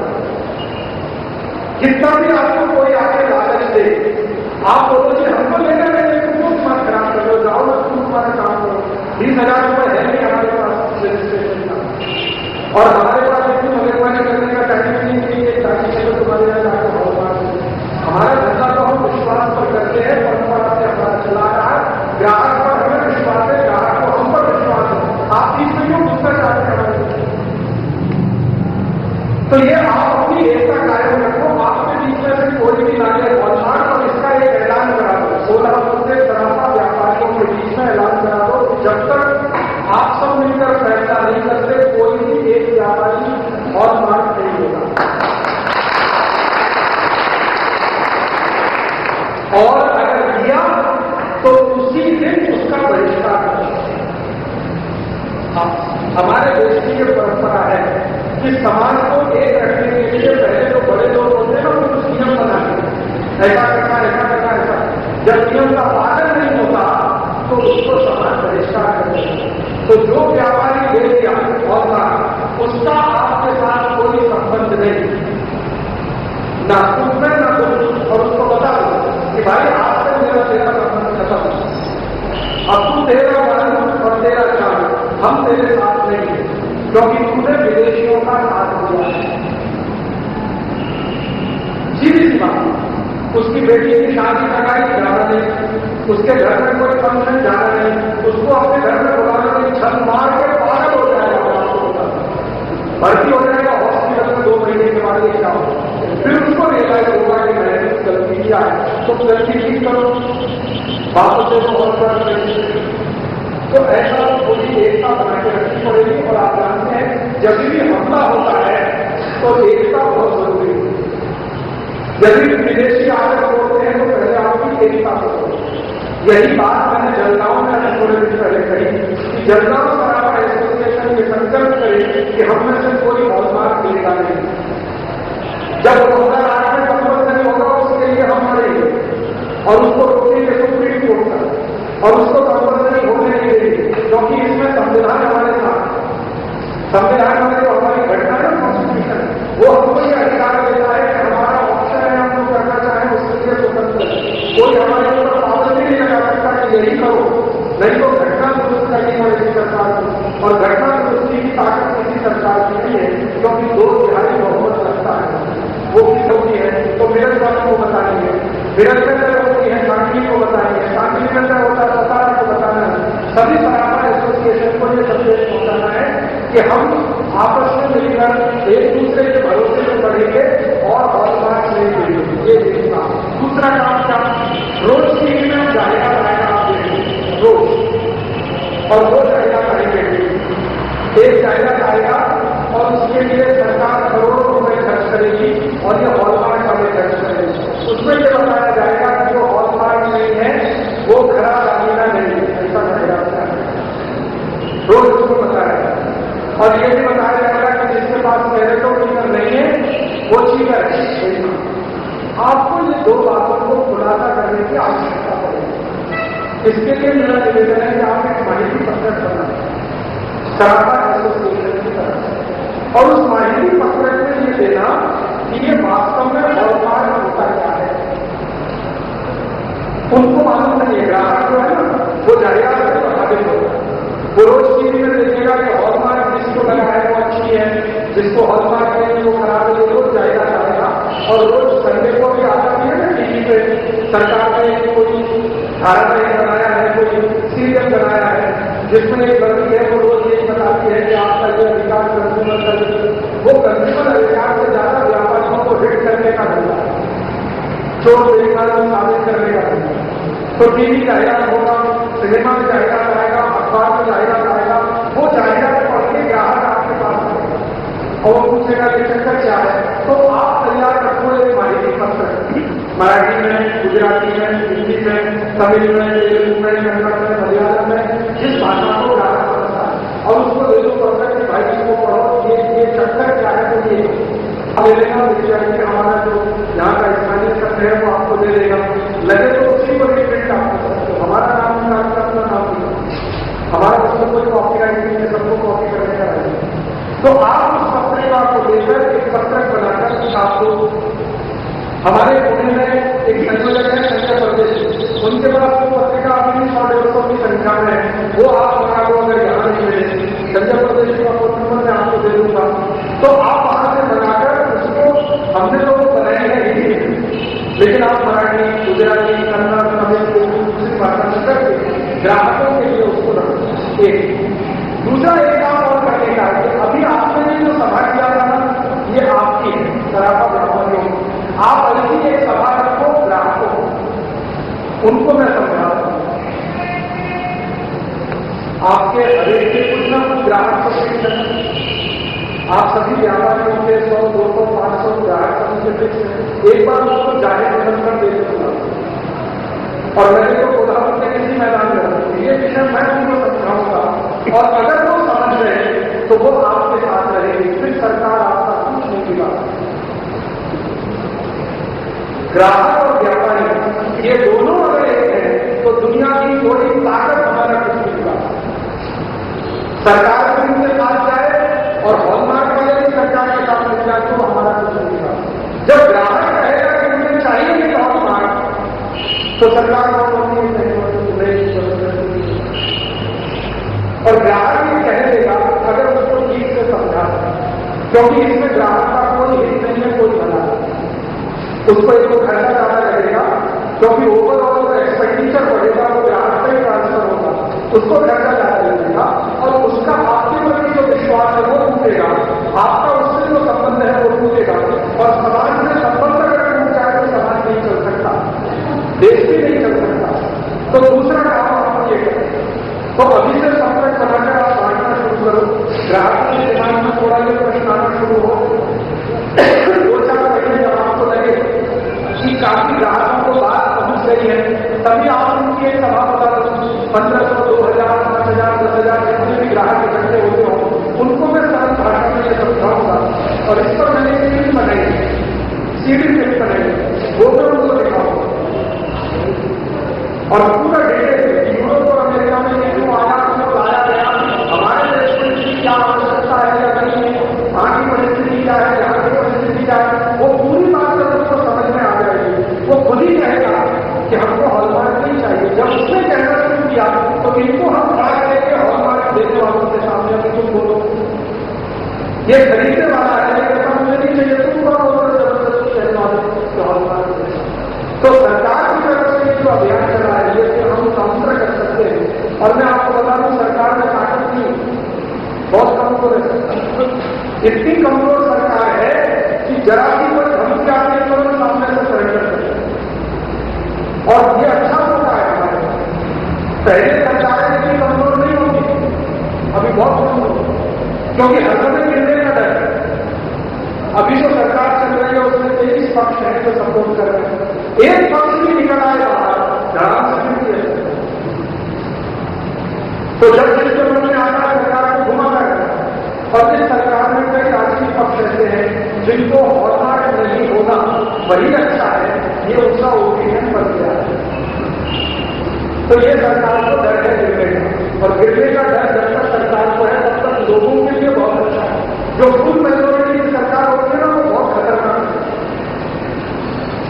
और जब भी भारत में चुनाव होता है और रिजल्ट आते हैं कि किसी को स्पष्ट बहुमत नहीं मिला तो बहुत खुशी होती है, बुढ़ाई को अपने जब मुझे बहुत खुशी होती है, क्योंकि स्पष्ट बहुमत नहीं मिला माने की सरकार को कभी भी गिराया जाता है, किसी भी मुद्दे से छुपाया जाता है, और ऐसा हमने कई बार करते हैं।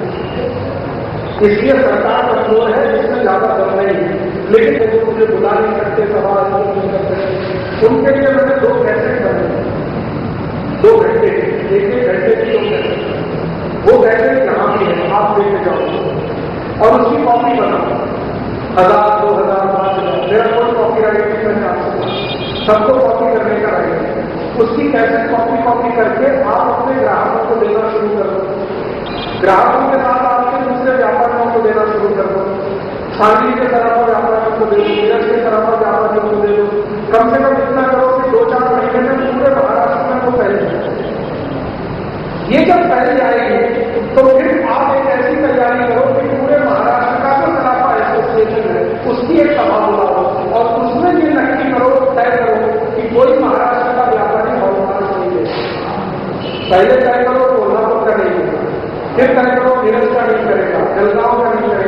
एक शहर का, फिर मिलता जिसमें महाराष्ट्र का, फिर थोड़ी आगे बढ़ते पूरे गुजरात का। तो सभी राज्यों से अगर ये होने लगा, सरकार को कोई कम नहीं। वो तो 2 मिनट में कहेगी भाई तुम नहीं लेते तो छोड़ो, हमारा ये डिपार्टमेंट नंबर है।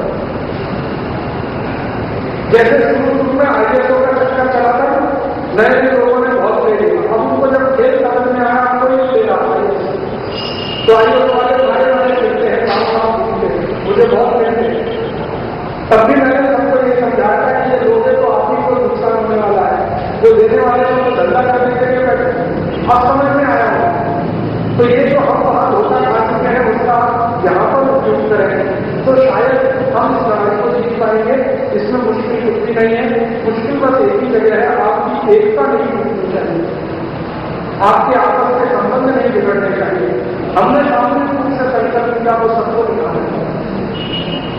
और दूसरी एक मैं और करूँ कि मैं तो आया आपको जो समझा के गया, बहुत लोग आएंगे आपके बीच, और हमारे खेलने वाले भी आएंगे और ये बड़े बड़े धंधे में लगे हुए लोग भी आएंगे, वो आपको समझाएंगे। तो आप अपनी आत्मा की आवाज सुनिए। कोई करोड़पति आकर आपके सामने बात कर रहा है तो वो बहुत सच होगी, ये नहीं आपकी आत्मा क्या कह रही है, अंतरात्मा क्या कह रही है। मेरी अंतरात्मा ये कहती है कि हजारों साल की परंपरा से जो विश्वास बना है आपका तो ग्राहक था, अगर हॉलमार्क इसमें घुसा तो ये घुसता है, ये सबसे बड़ा नुकसान।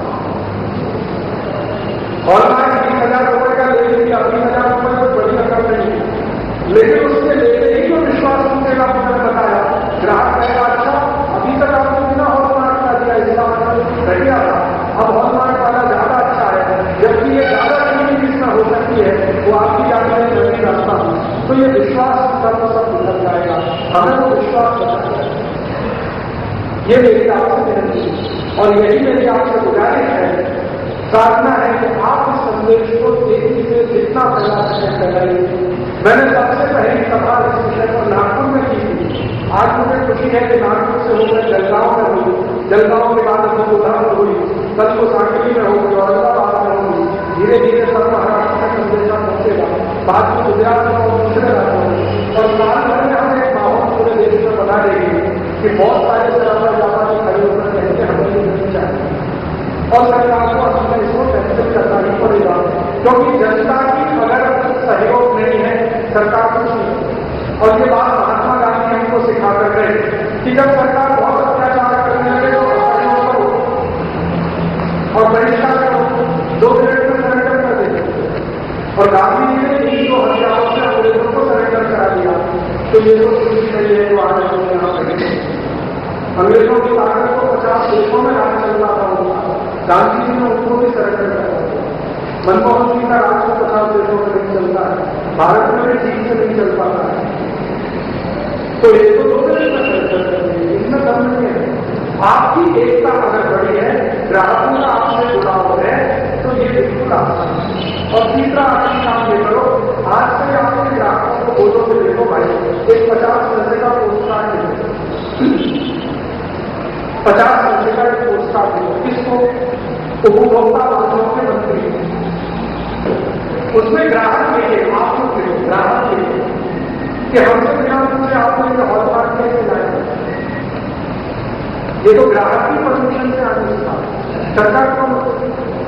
सरकार तो मैनेजर है, मालिक तो हमें, हम वोट देते हैं, वोट भी देते हैं, टैक्स भी देते हैं, वोट भी देते हैं, मालिक तो हम हैं।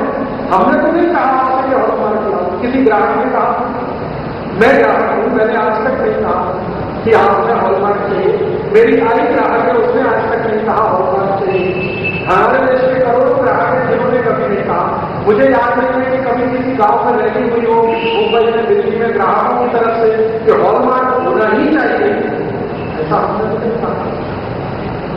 कुछ उपभोक्ता संगठनों ने जरूर कहा, लेकिन उन्होंने जो कहा वो भी मैंने उनसे पूछा, तो कहते हैं हम तो चलाते हैं विदेशी पैसे से अपना संगठन, तो वहां से इंस्पेक्शन आता, हम भी बोलते हैं, हमको आई भी नहीं।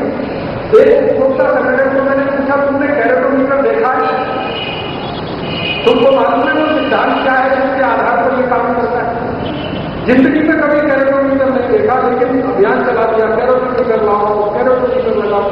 मैंने कहा भाई कैरेटोमीटर में ज्यादा रीडिंग होती है, क्योंकि वो इलेक्ट्रॉनिक डिवाइस है और जब खराब हो जाए तो उसका कुछ बताना चालू कर दे। आदमी का दिमाग जल्दी खराब नहीं होता, मशीन का जल्दी हो। एक छोटे से हिस्से को ही चेक कर सकता है, वो शायद 0.5 मिनट का हिस्सा भी नहीं होगा, क्योंकि उसकी जो बीम है वो ज्यादा जा नहीं सकती है। बीम तो सेंट्रलाइज होती है, एकदम छोटे से हिस्से पर होती है। तो सपोज करो कि जिस हिस्से पर बीम डाली को खड़ा है, बाकी छोटा है, कोई पता ही नहीं कर सकता। और आपको कोई कैरेक्टर से चेक कराया, इसमें सबसे ज्यादा होता है। तो आप अपने ग्राहकों को अगर ये समझाना शुरू कर दें तो उनकी समझ में बहुत आसानी से आ जाए। और मैं आपसे कहता हूं कि हाथ से छूकर और आंख से देखकर जितना अच्छा परीक्षण होता है वो कोई मशीन नहीं कर सकती। हाथ से छूकर और आंख से देखकर, क्योंकि ईश्वर ने हमको जो पंचेंद्रियां दी है उनमें से स्पर्श और दृश्य सबसे प्रभावकारी है। तो हमको हाथ से छूकर आंख से देखकर बता सकते हैं कि ये सोना कितना खरा है, कितना होता है। मशीन को कभी उल्टा नहीं बता सकते। दिल्ली में अभी एक दुकान में मैं गया था, बहुत बड़ी दुकान है, कौन सा जिनका रोज मीट में जाहिरात आता था, कौन सा ज्वेलर है, बीबी ज्वेलर, इनकी दुकान पर मैं गया था। संयोग से कह रहे मीटर खराब हो गया, संयोग से खराब हो गया, कुछ का कुछ रीडिंग आ रहा है। मैंने कहा भाई इसको फेल को उठा, नहीं तो आपका भी दिमाग खराब होगा, ग्राहक का भी खराब, क्योंकि ये जो रीडिंग दे रहा है वो वास्तविक नहीं है। और इसके खराब होने के चांस इतने ज्यादा है, थोड़ा बारिश जाती हुई और ह्यूमिडिटी बड़ी मौसम तो उसी समय में खराब है। ह्यूमिडिटी माने समझते, मौसम में थोड़ा नमी बढ़ गई, नमी। ये कैरेक्टर यूरोप में आया, अमेरिका में आया, क्योंकि यहाँ के मौसम में नमी नहीं है, सूखा ही सूखा। जहां नमी बहुत है मौसम में, बाहर में खराब हो जाता है। बारिश से 4 महीने में बिल्कुल सही बात कहेगा, भरोसा नहीं। और कैरेक्टर बनाने वाली कंपनियां खुद कहती है कि हमारी लिमिटेशन, हर मशीन की एक लिमिटेशन होती है, उनकी अपनी लिमिटेशन है। वो एक पॉइंट को चेक कर सकता है, पूरे दागिने को कभी चेक नहीं। तो ये ग्राहक को अगर आपने बता दिया कि भैया ये तो इतना बड़ा दागिना है, इसके एक ही पॉइंट को ये चेक कर रहा है, जरूरी नहीं है कि पूरा दागिना वैसा ही हो, इससे अच्छा मेरी बात को भरोसा करो, वो मान लो। क्योंकि अब तक वो बिना कैरेक्टर के ही खरीदता आया है। ये तो सरकार ने फालतू का लगा दिया हमारे पीछे कि कैरेक्टर लाओ, स्टैंडर्ड बढ़ता है, ये नहीं आओ, स्टैंडर्ड उससे नहीं बढ़ता है, चीटिंग बढ़ती है। और यूरोप में बहुत चीटिंग किसी कैरेक्टर से होती है, और अमेरिका में तो सबसे ज्यादा चीटिंग किसी से होती है। आपस में कोई भी मतभेद ना हो जाए, मतभेद हो जाए तो उसको समझाने की कोशिश करें, मतभेद ना हो। और कोई चुपचाप जाकर हॉलमार्क न लेके आया, ले आया तो उसको सामाजिक बहिष्कार करके तुरंत बता दो दूसरे का भी वही होगा। और तीसरा, ग्राहक को थोड़ा समझाना शुरू कर दो, और बाकी काम ऊपर के स्तर पर केस करने का, सुप्रीम कोर्ट में जाने का, पार्लियामेंट में बिल को रुकवाने का, खासदारों को माहिती देने का, वो सब हम और हमारी संस्था करने ही वाले हैं। और हमने तो ये संकल्प पहले से लिया ही हुआ है। हमारी तो लड़ाई हर विदेशी कंपनी के खिलाफ है, चाहे वो हॉलमार्क लेके आए या हमको चाहते हैं भारत में कोई परदेशी कंपनी कदम रखे किसी भी तरह। तो हम तो अपनी लड़ाई लड़ने वाले हैं, आप नीचे से हम ऊपर से दोनों मिलकर एक दूसरे के सहयोगी बनकर लड़े तो जरूर इससे हम सफल हो जाएंगे। असफल होने की कोई बात नहीं है। और ऐसे कई उदाहरण मैं आपको दे सकता हूं जब हमने सरकार को झुकाया है, सरेंडर कराया है। अभी गोरक्षा के सवाल पर मैं आपको बताता हूं, 58 साल से सरकार गाय की हत्या करा रही है। सरकार 58 साल आजादी जब से मिली, उसके पहले अंग्रेज सरकार गाय की हत्या कर रही है। आपको सुनकर आश्चर्य होगा कि जितने कतल खाने भारत में चलते हैं उन कतल खानों में अपना पैसा सरकार का कैसे लगाते हैं। कोई व्यक्ति कतल खाना खोलना चाहे, सरकार उसको कंप्लीट सब्सिडी देती है, 100% सब्सिडी। अगर आप कोल्हापुर में कतल खाना खोले तो जितने रुपए का कतल खाना बनेगा उतना पूरा रुपया सरकार आपको देगी, आपका कतल खाना खोलना होगा। और आप कोल्हापुर में गौशाला खोलो तो सरकार इतनी हराम हो रही है, एक पैसा भी नहीं मिलेगा। गाय पालने के लिए नहीं, गाय काटने के लिए पैसा। 58 साल से यही चल रहा है। ये बात हमने सुप्रीम कोर्ट में कही, पिछले 7 साल से केस चालू था, 3 संस्थाओं की तरफ से हमने केस किया था कि सरकार करवा रही है गाय का कसाई, कसाई तो कर रहे हैं क्योंकि उनको पैसा मिल रहा है, सरकार दे रही है सब्सिडी। तो सरकार की सब्सिडी के प्रश्न पर जब केस खुला और उनके सारे तर्क हमने ध्वस्त किए, तो अभी सुप्रीम कोर्ट का जजमेंट आया कि भारत में एक भी गाय नहीं करनी चाहिए, और अगर कहीं तो सरकार की जवाब। अब सरकार पहुंचना ही नहीं, क्योंकि इस जजमेंट को कानून बना के लागू करने में उनको तकलीफ आ रही है। तकलीफ क्या आ रही है? बहुत पुरानी है, जिन्होंने 2000 से पैसा बनाया है और बता रहे हैं, मीट एक्सपोर्ट करके पैसा कमा रहे हैं, बहुत पुरानी है, उनके कदर खाने चलते हैं। अब उनका धंधा बंद होने का मौका है, लेकिन सुप्रीम कोर्ट ने सबको आदेश दिया कि 6 महीने के अंदर कानून नहीं बनाया तो मुख्यमंत्री को जवाब देना पड़ेगा हर राज्य। तो अभी महाराष्ट्र के मुख्यमंत्री ने कहना शुरू किया कि हम लोग जल्दी से बनाएंगे, राष्ट्रपति का सहयोग कराएंगे। कर्नाटक में भी होगा। मैं कहना ये चाहता हूं कि अगर आप में ईमानदारी है, संकल्प है, सच्चाई के साथ है, तो कोई भी सरकार आपके सामने नहीं है।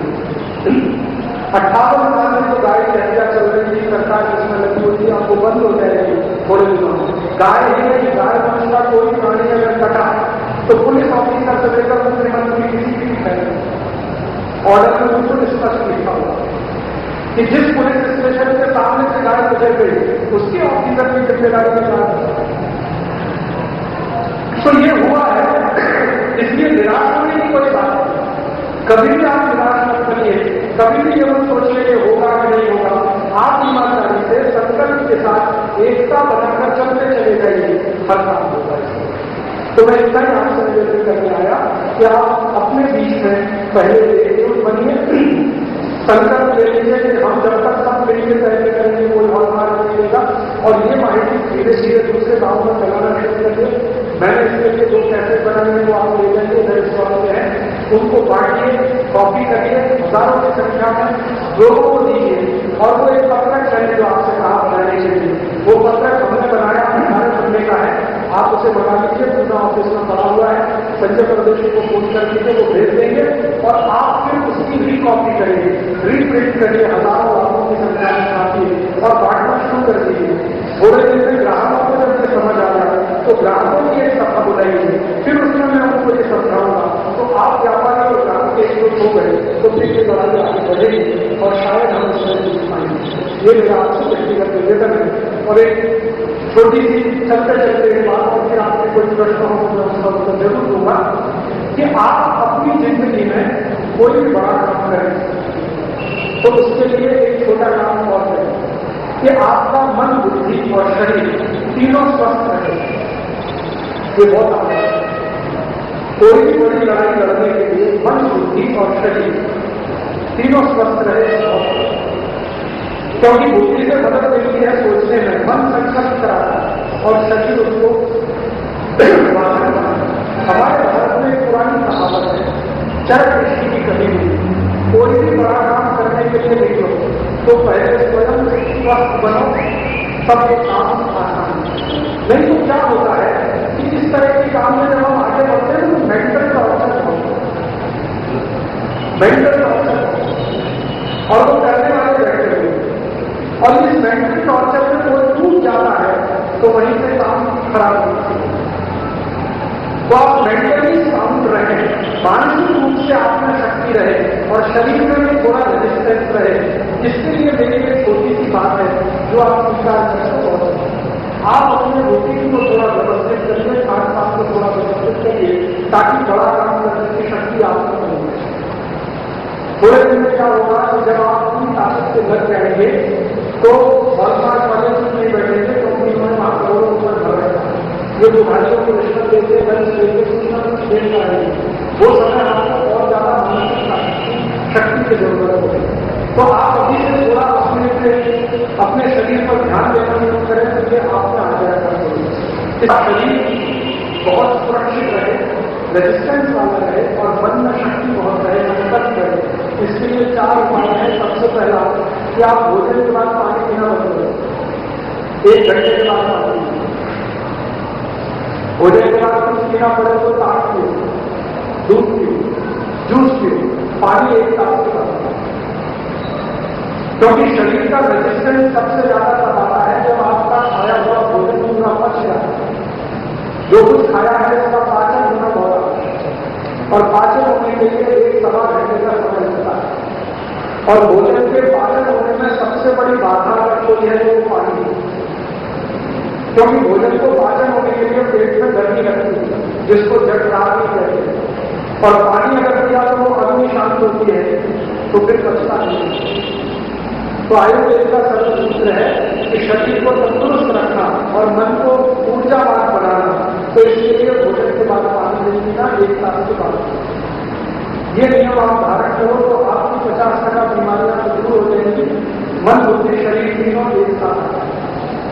दूसरा एक नियम है कि पानी कभी भी ठंडा नहीं पीना, हमेशा कोमल ठंडा गुनगुना पानी, कभी भी पीना तो कोमल ठंडा गुनगुना, जितना गर्म चाहिए उतना गर्म पानी। ठंडा कभी भी पीना रेजिस्टेंस बहुत कम होता है ठंडा पानी। और ठंडा पानी पीने से दूसरी सबसे बड़ी तकलीफ होती है कब्जियत, कोष्ठबद्धता, कॉन्स्टिपेशन, और उसमें से दूसरी बहुत सारी बीमारियां निकलती हैं। तो ठंडा पानी कभी ना पीए, हल्का कुछ गर्म पानी, फ्रिज का पानी, बर्फ का पानी। तीसरा नियम, पानी कभी भी एक साथ नहीं पीना, थोड़ा थोड़ा पीना, सिप करके पीना, घूम घूम कर पीना। एक बार में एक से पीना, फिर थोड़ी देर बाद दूसरा, फिर तीसरा। 1 गिलास पानी पीने में 15 मिनट लगा, एक साथ 1 मिनट में नहीं। रजिस्टेंस सबसे कम इसी से होता है, लगातार पानी। तो पानी भूख पीना, हल्का कोमल पीना, भोजन के बाद नहीं पीना, और सवेरे उठकर सबसे पहले पानी। तो ये 4 नियम का पालन आप करेंगे तो बाद में जब तीनों आपके संतुलित रहेंगे, और इस 3 के संतुलन से ही रेजिस्टेंस आता है, प्रतिकारक शक्ति आती है, और मन, बुद्धि, शरीर तीनों एक साथ एक लय में काम है। आप ये मैथी दाना तो रेजिस्टेंस को बहुत बढ़ाता है।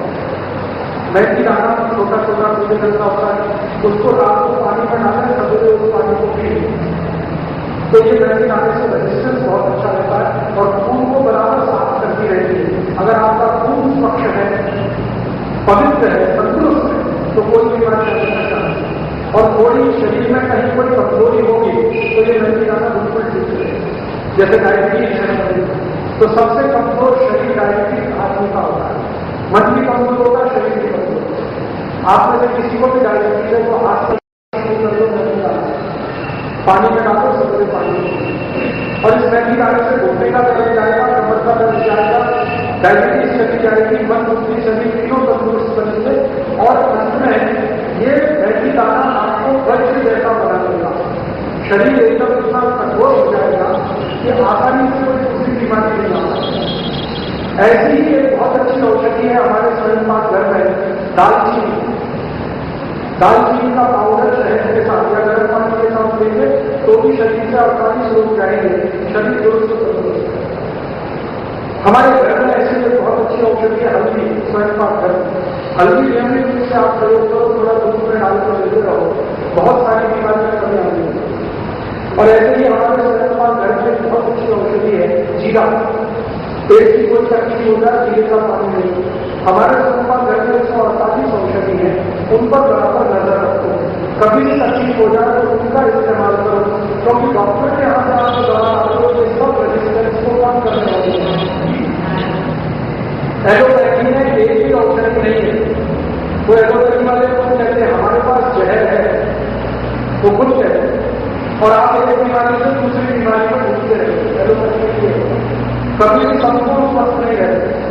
संपूर्ण स्वस्थ रहना है तो आयुर्वेद में ही संभव है। और आयुर्वेद का सबसे अच्छा हमारा रसोई घर में, स्वयं घर में क्षेत्र है, उसका आप इस्तेमाल करो। और अंत में बन सके तो अगर शरीर को अच्छे से ताकतवर, मन, बुद्धि, संकल्प के साथ चले, गोमूत्र से थोड़ा देसी गाय का बहुत तंदुरुस्त बनाता है। मैं 6 साल से हजारों लोगों को इसका प्रयोग किया, अद्भुत शक्ति आती है गोमूत्र। मरे हुए देश की स्थिति में पड़े हुए पेशेंट चलना शुरू करके 8 बजे तो गोमूत्र रहता है। तो 25-30 मिलीलीटर गोमूत्र सवेरे कभी आप ले सकते हैं। खाने को बीमारी है तो जरूर लो, नहीं है तो भी ले। बीमारी कुछ भी हो, नाम उसका कुछ भी हो, वो सभी गोमूत्र से ठीक होने की कैपेसिटी रखते हैं। गोमूत्र में 17 औषधियां हैं। और वो पूरे शरीर को दुरुस्त करने के लिए काम करते हैं। तो ये थोड़ा आपको लेकिन सावधानी से देखिए कि जो गाय का दूध लेना वो देशी गाय है, जैसे विदेशी है, क्योंकि विदेशी गाय का कुछ काम करेगी, दूध भी उसका काम नहीं, दूध भी काम नहीं। देशी गाय का ही दूध काम का है। विदेशी गाय का दूध लेने में उल्टा परिणाम होता है, रोग जान हो जाता है। देशी गाय में गाँव का नहीं जाता, किल्लानी, खरपालकर, साहिवाल, कांकरेजी, देवनी, अमृतमहल, जो भी हमारे इलाके की गाँव में गाय है उसका ही आप बोलोगे कि देशी गाय कितनी है, तो एक गौशाला में पता करो, सब लोग मिलकर एक छोटा सा पानी इकट्ठा करो, एक गौशाला बना दो, दूध भी मिलेगा और उसका शेड मिलेगा तो शेड गरीबों को दे देगा, उनको भी लाभ हो जाएगा। यूरिया डीएपी डालने की जरूरत नहीं पड़ेगी, गाय के शेड से ही अच्छी खेती हो जाएगी। तो समाज का भी भला करता नहीं और आप अपना भी भला करता है। और दूध कभी भी पीना तो गाय का ही पीना, भैंस का नहीं करेगी, क्योंकि भैंस का दूध पीने से आपको शक्ति ही नहीं रहेगी। हमारे देश के लोगों ने 20-25 साल से भैंस का दूध पीना शुरू किया तो ये हाल है, जहां देखो वहां गिरावट गिरावट गिरावट गिरावट।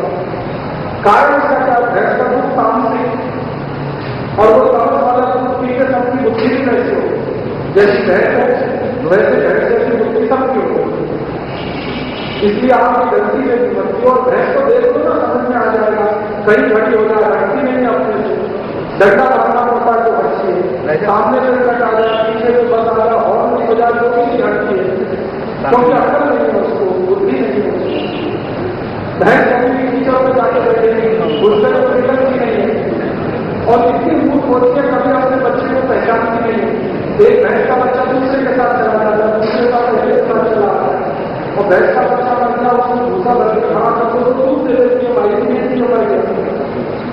तो ऐसी भैंस का दूध मत पियो, और आप के पास जाए, बलराम के पास जाए, भैंस सिर्फ यमराज में पाती है,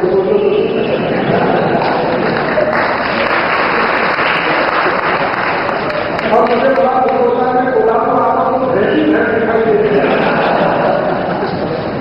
सब लोग भैंस का दूध पी रहे हैं, तो इसलिए बोला थोड़ी बदल दो, आप थोड़ा गाय ज्यादा रखो, गाय का दूध पियो, तो ये आगे आपको शरीर के काम आएगा और भारत की आने वाली जनरेशन के भी काम आएगा। और मैं इस विषय में आपके कोई भी प्रश्न हो उसका उत्तर देने के लिए अभी तैयार हूं। आप चाहे तो कोई भी प्रश्न कर सकते हैं, जिसका उत्तर मैं देने की पूरी कोशिश। अब ईमेल पर काम करते हो, कंप्यूटर पे तो ईमेल एड्रेस कभी भी प्रश्न का ये विषय है, हमेशा मैं आपके उत्तर के लिए तैयार हूँ। मेरा फोन नंबर है 9448114531 और इसमें सबसे आगे तो मुझे जरूर लगता है, क्योंकि मेरा सेमिनार कर्नाटक का है, से होंगे तो ये तो फोन नंबर है। एक और दूसरा फोन नंबर लिख लीजिए, वो मेरे ऑफिस का है, वर्धा ऑफिस का, जो हमारा मुख्य कार्यालय है, 07152 07152 एसपीडी कोड, और फोन नंबर है 560373 ये ऑफिस। पता मेरा है राजीव दीक्षित सेवाग्राम वर्मा, बस इतना ही, राजीव दीक्षित सेवाग्राम वर्मा, सेवाग्राम गांव है वर्धा जिले, पिन कोड 442-102 नीचे महाराष्ट्र। और अगर ईमेल एड्रेस लिखना हो तो ईमेल एड्रेस है राजीव दीक्षित RAJIVDIXIT ये एक ही शब्द है, राजीव दीक्षित ABA @radiomail.com। तो पत्र लिखकर फोन करके या ईमेल से कभी भी प्रश्न पूछ करें। अभी आपने ये तो मैंने भविष्य मेरे मन में शंका है, इसका मैं निरंतर चाहता हूँ। मेरा मन वायदे बाजार पे वायदे बाजार में ध्यान देने आ रहे हैं, मेरे को लगता है उसमें एक फायदा है, जो भी जाकर सोने बाजार को मतलब उससे जुड़ी गए। आज वायदे बाजार में दाल है, दाल का भाव 25 रुपये से उठकर आज 40 रुपये आपको मालूम है, और कोटिकल कुछ दाल है, वो जो दाल क्षेत्रीय वर्ग बनाता है उसको इसकी आमदनी बढ़ती है, इससे क्षेत्रीय वर्ग की आमदनी बढ़ती है।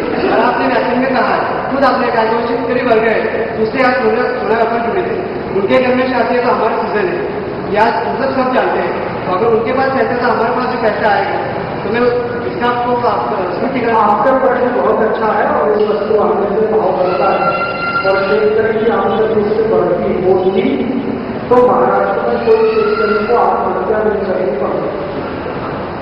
महाराष्ट्र में 70 लाख क्षेत्री कापूस उत्पन्न करते हैं, सबसे ज्यादा क्षेत्री कापूस के लिए महाराष्ट्र।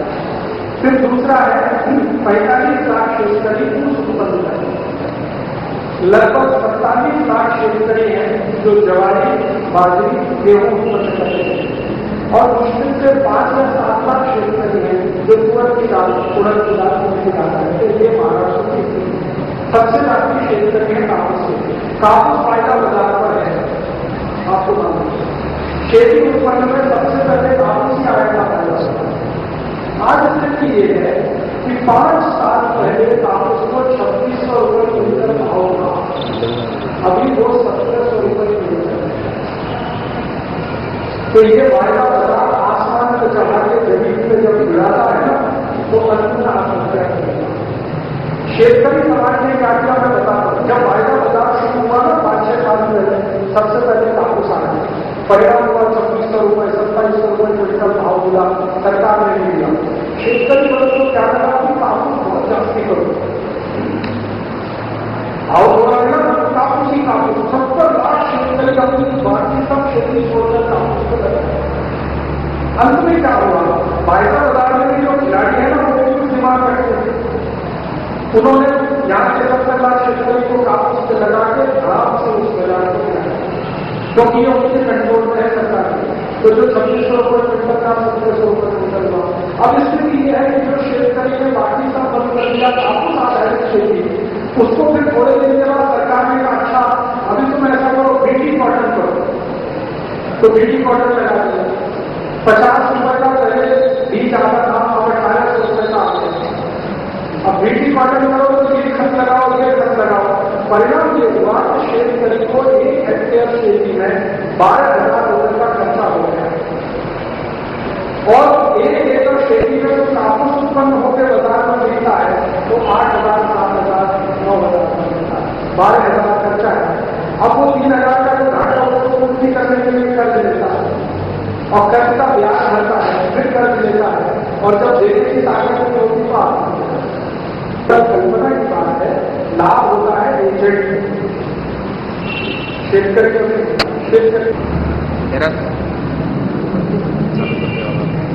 मेरे आपसे एक निवेदन है, आपने होलमार्क के विरोध में एकजुट सब होना चाहिए ऐसे बोला। अच्छा, ये होलमार्क है, इसके अंदर समझो हमारे पहले अपने सभासद वो भी ये बारे में पहले सोचना चाहिए। हम लोग गहने के ऊपर 23 कैरेट से हम मारते हैं और एक्चुअली दागिना वो 20 कैरेट का हो, 75% है, 78% है, 80% है। अच्छा, गवर्नमेंट लागू करना चाहती है तो उसका सर्वे करें। कल खुदानवास्ता कुछ दिन किसी शराब की दुकान में जा रहे, उधर से दागिना लिया, 23 कैरेट का स्लैब देखा, मगर एक्चुअली दागिना वो 20 कैरेट का निकला। अच्छा, उसकी गुडविल खराब हो जाएगी। जब अपन उनके साथ ऐसा बर्ताव करेंगे, हम नहीं करना चाह रहे, हम नहीं करेंगे, ऐसा नहीं करेंगे, तभी वो कोई ना कोई तो कदम उठाएंगे जिसकी वजह से अपने शराब को भी उसका त्रास हो सकता है। तभी समझो कि वो 75 तक का दागिना है और वो सब पेपर में आ गया और उसकी गुडविल जो विश्वास जो आप बोल रहे हो, जिस विश्वास से अपन काम करते हैं, वो विश्वास उस टाइम 100 वर्ष का विश्वास 1 मिनट में टूट जाएगा। तभी उसका जिम्मेदार कौन रहेगा? ये बहुत जरूरी है कि अपनी सच्चाई आप मत छोड़ो, क्योंकि ये जो है ना धर्मयुद्ध है। आपकी सच्चाई आपकी ताकत है, आपका ग्राहक आपकी ताकत है। आपकी सच्चाई में आप अगर कमजोर पड़े तो लड़के आप साथ रहें, ये आप सच्चाई आपकी मत छोड़ो। माने जितने कैरेट का दागिना है उतने ही कैरेट का बोल होते हैं। आप इकट्ठा देखो तो मेरा दागिना 20 कैरेट का है, 18 कैरेट का है, 22 कैरेट का है, 23 कैरेट का,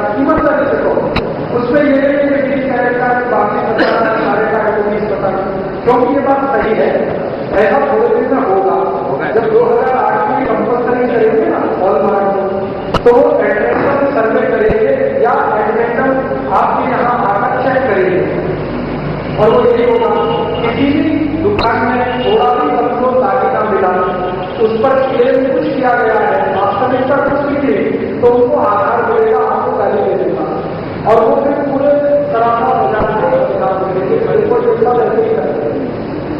एक व्यक्ति की कमजोरी पूरे समाज को तस्वीर देगी। तो आपको मैंने ये बात कही है कि जैसे आप ये संकल्प करो कि हम हॉलमार्क नहीं देंगे, वैसे आपस में मिलकर आप संकल्प करो कि हम हमारी सच्चाई नहीं कोई नहीं। इसमें मैंने आपसे सबसे पहले कहा कि हॉलमार्क लगने से क्वालिटी की कोई गारंटी नहीं, तो इसमें कम क्वालिटी के डायरेक्ट में भी हॉलमार्क मिलता है और अच्छी क्वालिटी में भी मिलता है। अगर गवर्नमेंट 90% होता उसे हॉलमार्क दे सिर्फ 90%, तो बात 50% देते, 60% देते, 70% देते, उसका क्या मतलब क्या होता है? मुझे आपसे कहना ये है कि गवर्नमेंट की पॉलिसी ये नहीं है कि ग्राहक को 10 क्वालिटी सोने का दागिना मिले, उनका हॉलमार्क रजिस्टर मिलता है, अपना टेबल मिलता है, ग्राहक को भरोसा है कि जरूर की भाई साहब निकल रहा हो, एक भाई साहब निकल रहा हो, मैं ताकि निकल रहा हूँ, वास्तव में रहेगा तभी सुनेगा जो भरोसा है, भरोसा रहने वाला है। अगर वो भरोसे में जो रुपए का माल करेगा और इससे क्या बनाएगा, बिल्कुल क्या करेगा, तो उसका अच्छा भी जाएगा, उसका अच्छे चलने वाला है। नहीं, आप सच्चे रास्ते मारो, वो उसका कुछ नहीं कर सकता है, उसे हम उसका कुछ नहीं कर सकते, उसको कुछ नहीं कर सकते, तो उससे क्या करेंगे? नहीं, उसमें यही क्वालिटी आप कि आप सच्चाई में रहें एक बार, और आप चाहें तो ग्राहक को इस विषय में कोई रिस्क करें, ये दोनों ऑप्शन आपके लिए खुले।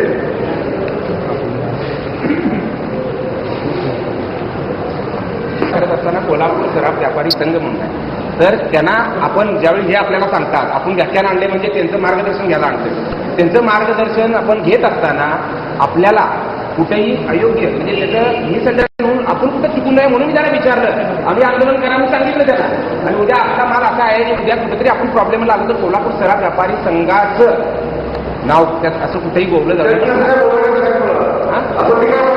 तुला कुठे काय म्हटलं नाही, मी जो प्रश्न विचारायला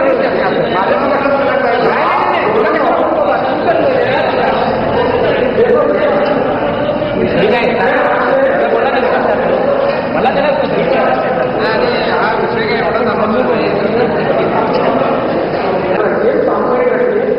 और एक दूसरी बात निवेदन कर रहा हूं कि हम एक बहुत बड़ा काम शुरू करने जा रहे हैं, उसमें ये छोटे से मतभेद से शुरू मत करिए, बहुत बड़े काम के लिए छोटे छोटे मतभेद को बाजू में रखिए, सब क्वालिटी के डेवलप हो जो पूरे भारत के लोग घर से इस्तेमाल करें, वो वहां तक इस बात को पहुंचाए, ऐसी कल्पना। तो यहाँ से उसको जो वहां तक जाएगा कदम यहाँ से छोटे होता व्यक्तिगत ना बनाते। और एक निवेदन कि अभी आपने जितना सुना, जितना समझ में आ गया, वो तुरंत आप बताना शुरू करें ग्राहक। मैंने आपने कहा पत्रक बना के देना, जब तक पत्रक नहीं है तब तक उनसे बताना शुरू करें। पत्रक शायद 7 दिन में 10 दिन में बन जाए, और इस विषय पर थोड़ा ध्यान से सुनको लिया बहुत अच्छा, वो कैसे सुन लीजिए, उसमें और विषय क्लियर होने के आप किसी को भी करनी है, फिर सारी व्यक्ति की जरूरत ना पड़े आपको, आप खुद ये बात बहुत अच्छे से दूसरे को समझाएं। जिस दिन आपकी ये हैसियत हो गई उस दिन आगे बढ़ाई आपको ठीक, क्योंकि आप जब समझाना शुरू कर देंगे वो मुझे बहुत खुशी आएगी, क्योंकि मुझे लगेगा कि आपने ठीक से समझ लिया और समझाना शुरू किया। तो वो बस इतना ही, और कोई प्रश्न?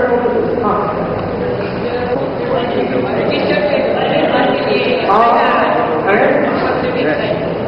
रजिस्टर्ड ट्रेडमार्क के लिए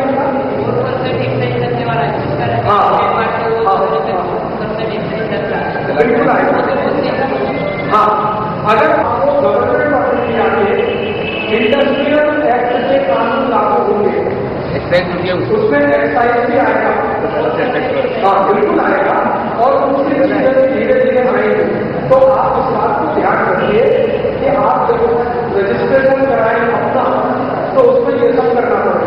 इसलिए मैंने आपको जो सुझाव दिया वो पूछ रहा है।